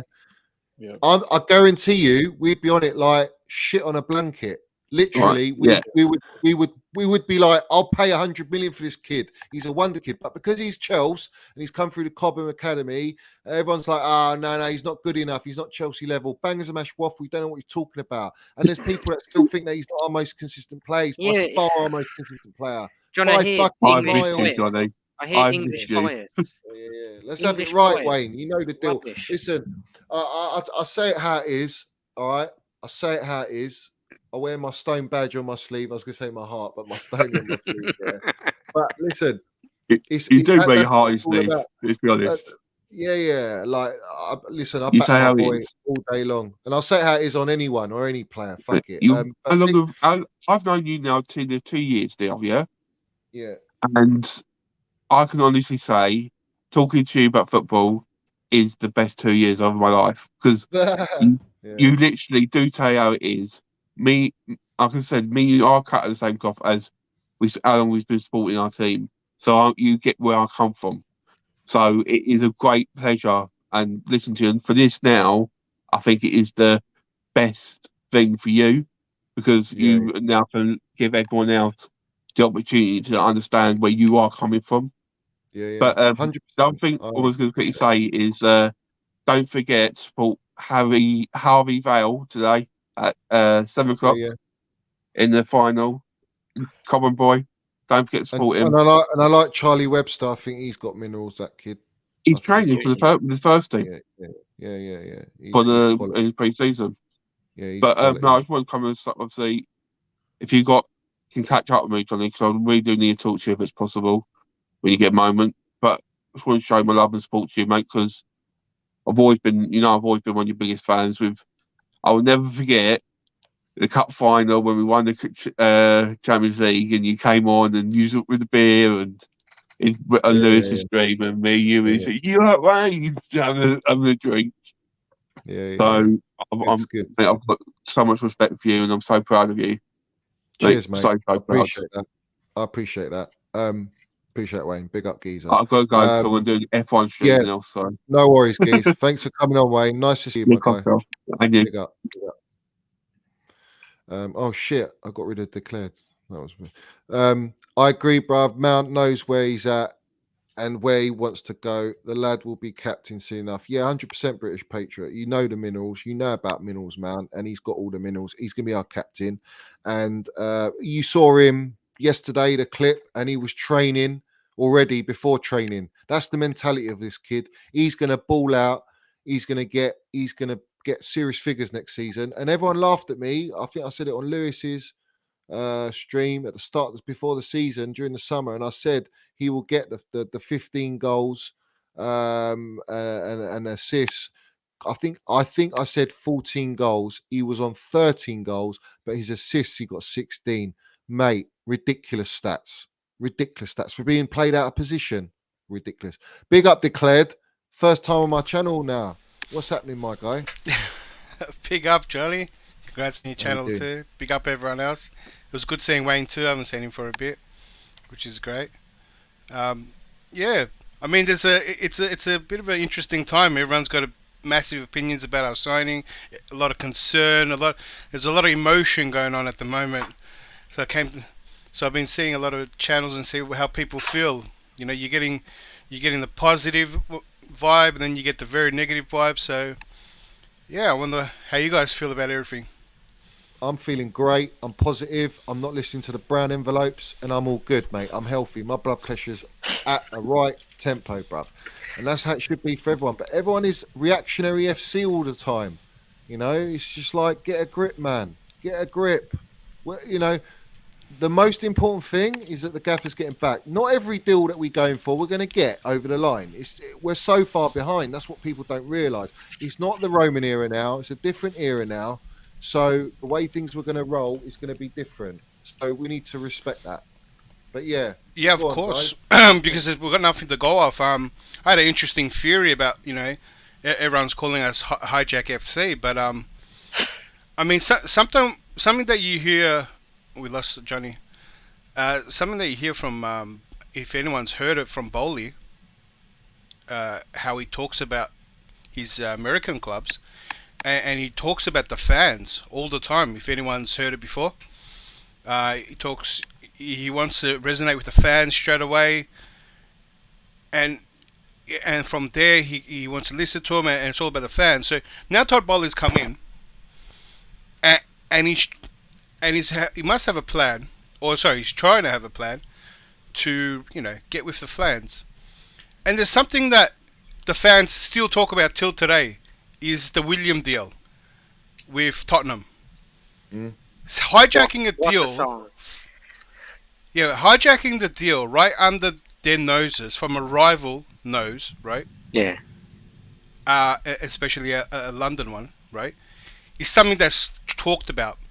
So I feel like, and this is my theory about it, is that not only we have to side, but I think he's gone and wanted that same effect, the same, to steal a player right under a rival's nose, and I think he wanted to begin like that. I think he's going to throw a lot of money. I'm like you, Johnny. I'm pretty happy and positive about this season and all the players that he's inquired about, because it's no nonsense business. It's like, if Marino was still doing it, I think it would still be slow and trying to get the best deal. I feel like we're going to probably overpay for some players. I think getting Lukaku first bit of business sets the benchmark. That was priority one.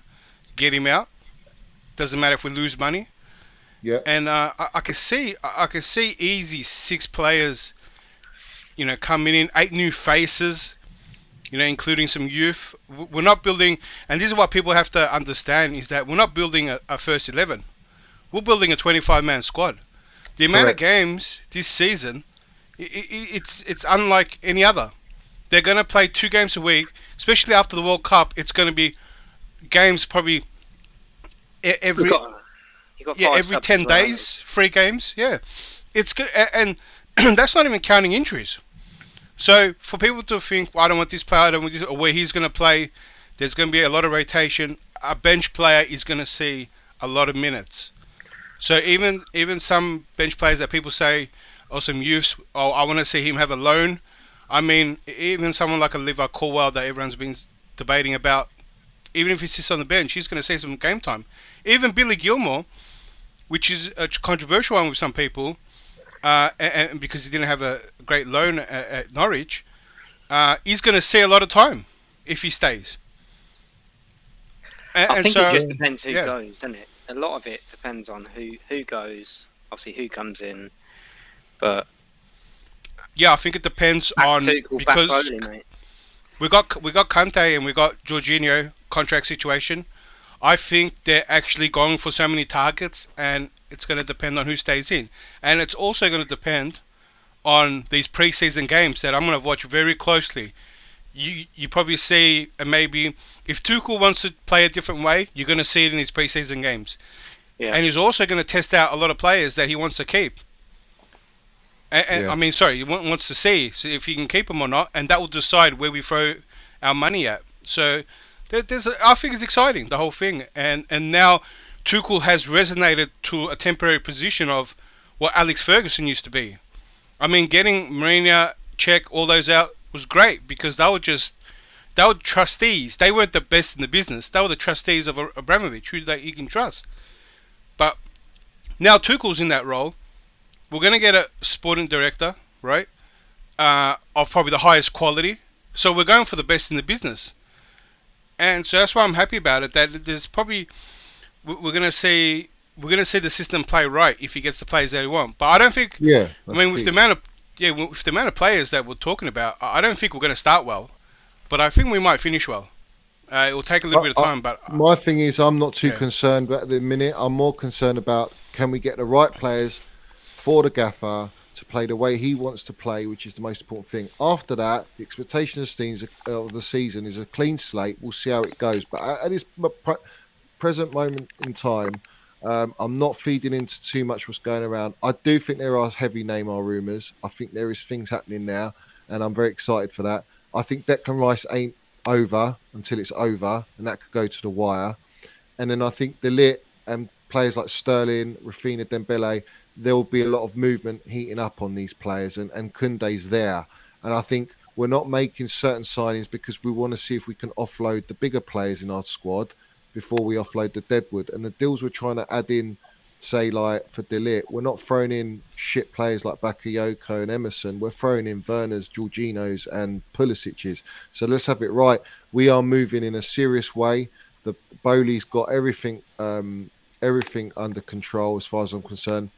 And the most important thing is the gaffer being back. Everything else I don't care about, and I'm going to talk about it, and we're going to go into it. Not a problem. I'm just going to take some people out. So Hussein, thanks for coming on, my man.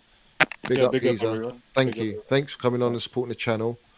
Guys, if you haven't liked or subscribed, I don't know what likes I'm on. Please help me get to like 100 likes at the very least.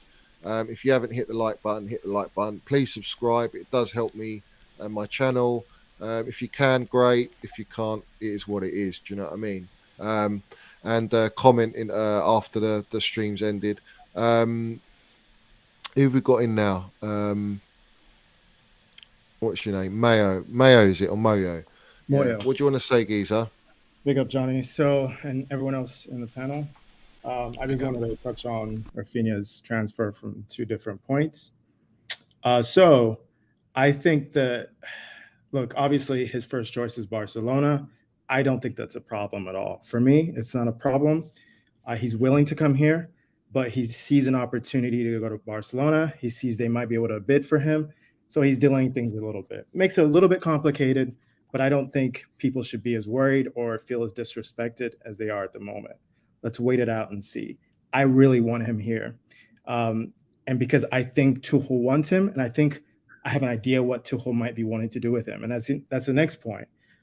Based on a player like him that we're going for, based on the links with Ake, I think that so many people are talking about what system, what formation rather, are we going to use next season? Are we staying with a back five? Are we going to a back four? I think it's going to be both. It's going to be neither. It's going to be both. Because if you look at a couple of matches last season, especially Real Madrid's second leg in the Champions League, a couple of games against Tottenham, and even the Crystal Palace game away, where we won with that Ziyech goal, he slid the team between a 4 and a 5 in game. We know how flexible Tuchel likes to be within games, switching from a back 4 to a back 5, doing different things depending on what the game needs. I think he wants to have that flexibility in game moving forward. So a player like Rafinha, for me, I think he's going to be that right wing back. And it makes complete sense to me because of the player's work rate and what he himself has said about, I guess, his take on defending as a player, as an attacking player. He doesn't seem to mind it at all. And even when you look at a wingback role in our team, it's not the most defensive role, is it? Plus, look at the team. Look at the way we could potentially set up. So let's say we get a De Ligt or a Koulibaly. Like they play center back. Ake is a player I think he might even start at left center back, and then you can potentially see it Reece James or Koundé playing right center back. So if you have Chilwell left wing back and Rafinha right wing back as a base formation, a base 5 back in a game, you could potentially, within an attacking standpoint, you could switch to a 4 easily with that kind of formation, where Reece James now goes to right back, Chilwell slides to left back, Ake and Koulibaly or whatever the other center back slide as a 2 in the back. Then you have Rafinha playing as a right winger. It's easily done within a game. And if you see how these players fit when the team slides a little bit, everyone fits in a perfect position, even in that back 4 formation. Chilwell and Reece James at fullback, they're perfect in those roles, and they still get to somewhat attack. People don't like to hear about Reece James playing as a right center back. They think limiting him an attacking point of view, but you can see how well he defends. He's a beast at the back. And if he switches in game where he's playing right back, he still gets to attack as well.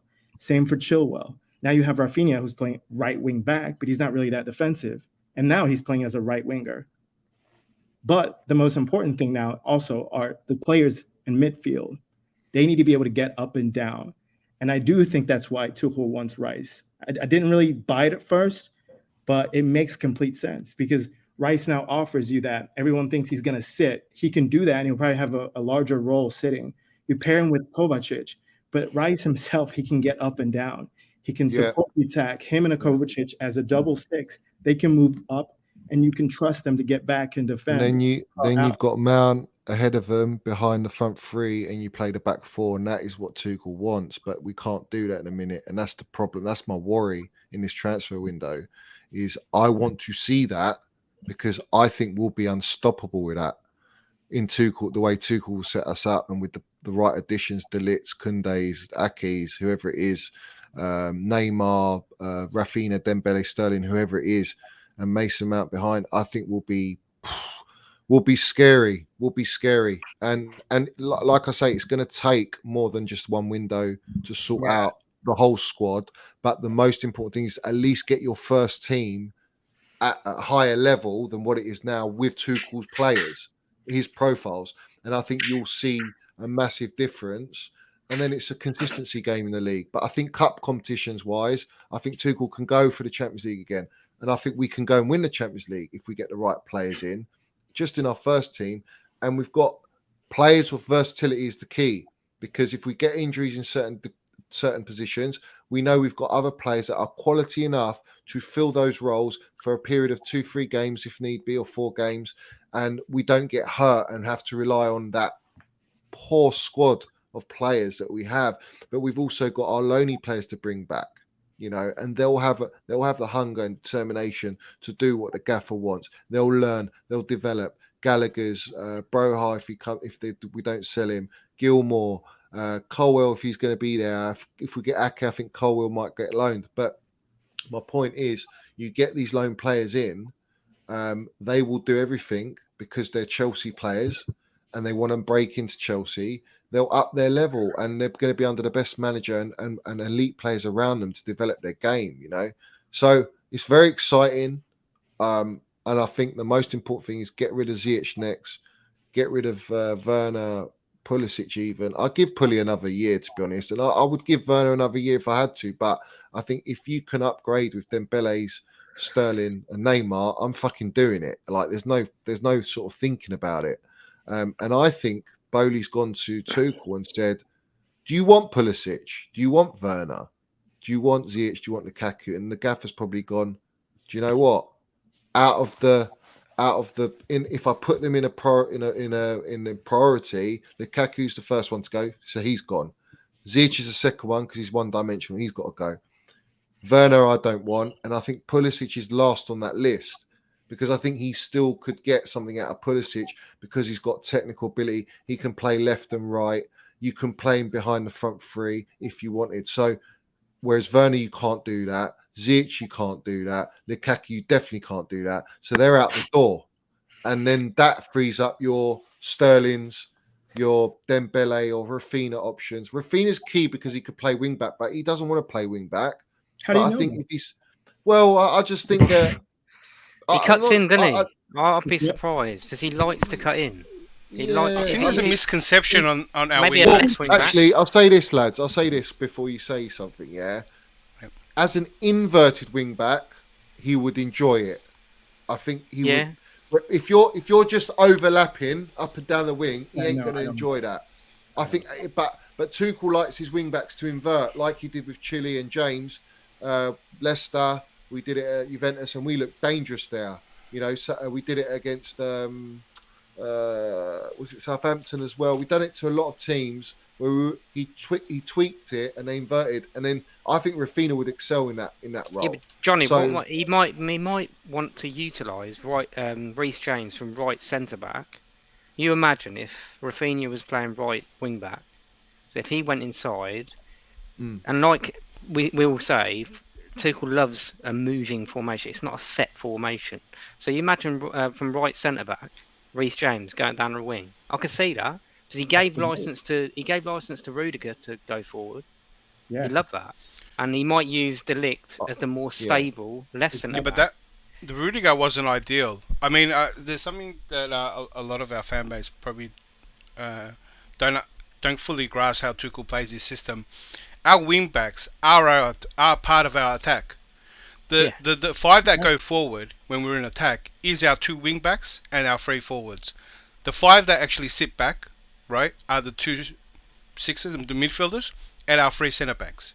If we are sticking to the same system, right? That's the question, isn't it? Our wing backs are a part of our attack. This is what he had. He put so the players that just so you get an understanding of what he thinks of the position, right? He put Cho there because he sees that as the attacking position. He put Pulisic there. He even put Ziyech there when he was at PSG. Even one of the Champions League games, he even put Neymar there. If you guys go back, right, and look that up, he even played Neymar there. If you look at something that I had to go back and look at because I remember Rafinha playing, and he played out wide, loved to cut in. He had a bit of a freedom role, but if you look at a heat map, it almost is how the freedom Reece James had, with going up and down the line and cutting through the middle, right? And it all started because of how Leeds played. He started pretty deep.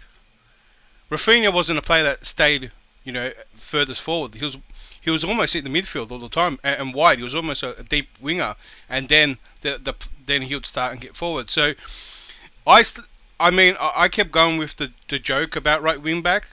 Maybe doesn't play it, but there is some basis that he sees that role like that. and he no, could but- even it's, excel in it's that only role. a starting position, isn't it? It's not an exclusive, right? You're playing right wing back. You have to stay there. exactly. He does give. It's an attacking position. Yeah, he People gives might not license. see it. Yeah. Yeah. Yeah, I mean, It's an attacking position. People attacking- look at it as Conte's system because he likes them up and down and also to tuck in, right? Where Tuchel has the midfielders deeper, right? And they're part of the attack. So they're the 5 players attacking. That's why we got 3 centre backs. It could even still happen, right? And this is what I said. If he chose, if Jorginho was a defensive player and someone could distribute the ball still, even half of what Jorginho does, you don't need 3 centre backs. You can take out 1 centre back and an extra midfielder and play exactly the same. Rice is key. Yeah, that's why Rice is key. Someone like Rice I can do that. Anyone he can do that. started as centre back, didn't he? Yeah, that's why you could tweak the system like that. But if these are all Tuchel's fundamentals that he wants in the team, and so those wing backs are attacking positions. I mean, the people might not see it as that, and that's why people think it's a joke. But someone like Rafinha can do that. When he put Cho and Pulisic in that, they could have done it too. They didn't do well in any position. So it didn't pan out, and everyone laughed about it. But someone like Ziyech but they could have done exactly the same thing. Yeah, and you don't. But the thing about that position, you don't need them to come back all the way. Yeah, Pulisic and Odoi, right? They both operate from the left, and they want to cut in. That's their game. So they can play left wing back if you really want, but you're not getting the best out of them. That's the problem. Rafinha, I think he could be a different option, but again, I don't think we're going to get a clear picture until we see some signings come through the door and some people leave. And that's the exact point, and that's how I'm going to sort of end it, like leave it now. I'm going to wait for more news to break out before I can sort of make my judgment on certain things. I think let's get a few players in, and we'll take it from there. I'm going to have to wrap it up, guys. I will be back tomorrow. So thanks for coming on, and thanks for everyone that's come on today. And I appreciate your support. Please help me with the channel and like the video. This is the most important thing, and obviously subscribe if you can. But thanks for coming on, guys. I'll have to take you out. Big respect, Johnny. Thanks a lot, mate. Yeah, pleasure. And I'll do more of these, and people can come on. Yeah. Thanks for coming on, Declared Mayo, and everyone else that came on. Appreciate all of you coming on. Cheers. Cheers. Take it. Right. So, guys, I thought it was a great show. Thanks for tuning in. Thank you for liking and subscribing to the video. Thanks for taking part and being in the comments. I appreciate it. At the end of the video, please can you put your comments at the bottom. I will be doing this a regular thing of call-ins so people can come in and have their say. That's what it's all about. And just keep an eye up. If you click the notifications button, you'll be able to see when I'm putting more content out, and I will be having some more live guests next week, some special guests. Like the video, subscribe please. All your support is hugely appreciated, and it will help me continue to grow and help give you the best content, because let's have it right, I say how it is and I don't muck around, and that is the most important thing. That is the most important thing. I'm not here to feed false narrative like the brown envelopes. I'm not here to give you bullshit. I'm here to tell you how it is and land the minerals every time. And if there is any nonsense or if there's any breaking news, I'll make a video, no problem. I'll do a show and we can all get stuck into it. But like I say, big up to everyone in here. Thank you for supporting the channel. Keep liking, like before you leave. I'm going to leave you with my outro, and I hope you enjoy it. And like I say, comment once the stream's ended. Let me know and spread it about on Twitter. It's there. I'll get back to you. I promise you. But appreciate everyone being in here. Thank you very much. Up the Chelsea. up the Minerals FC. Let's have it right.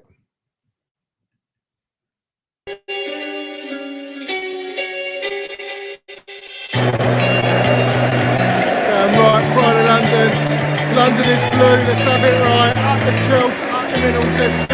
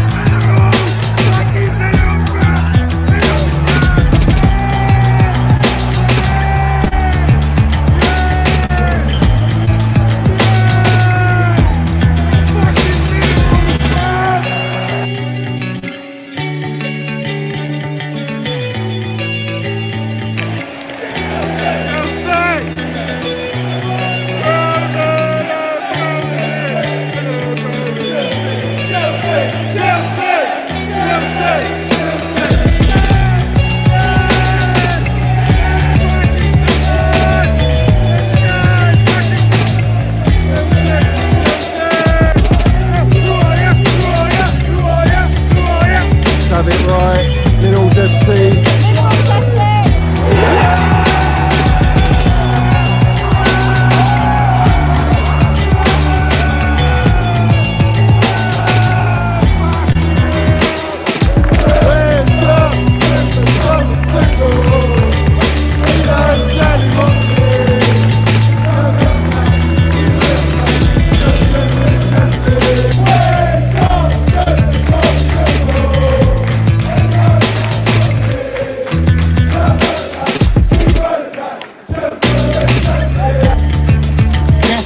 You got the Minerals, yeah? Love it. Got the Minerals, TT. Oi, Johnny's got the fucking Minerals, mate.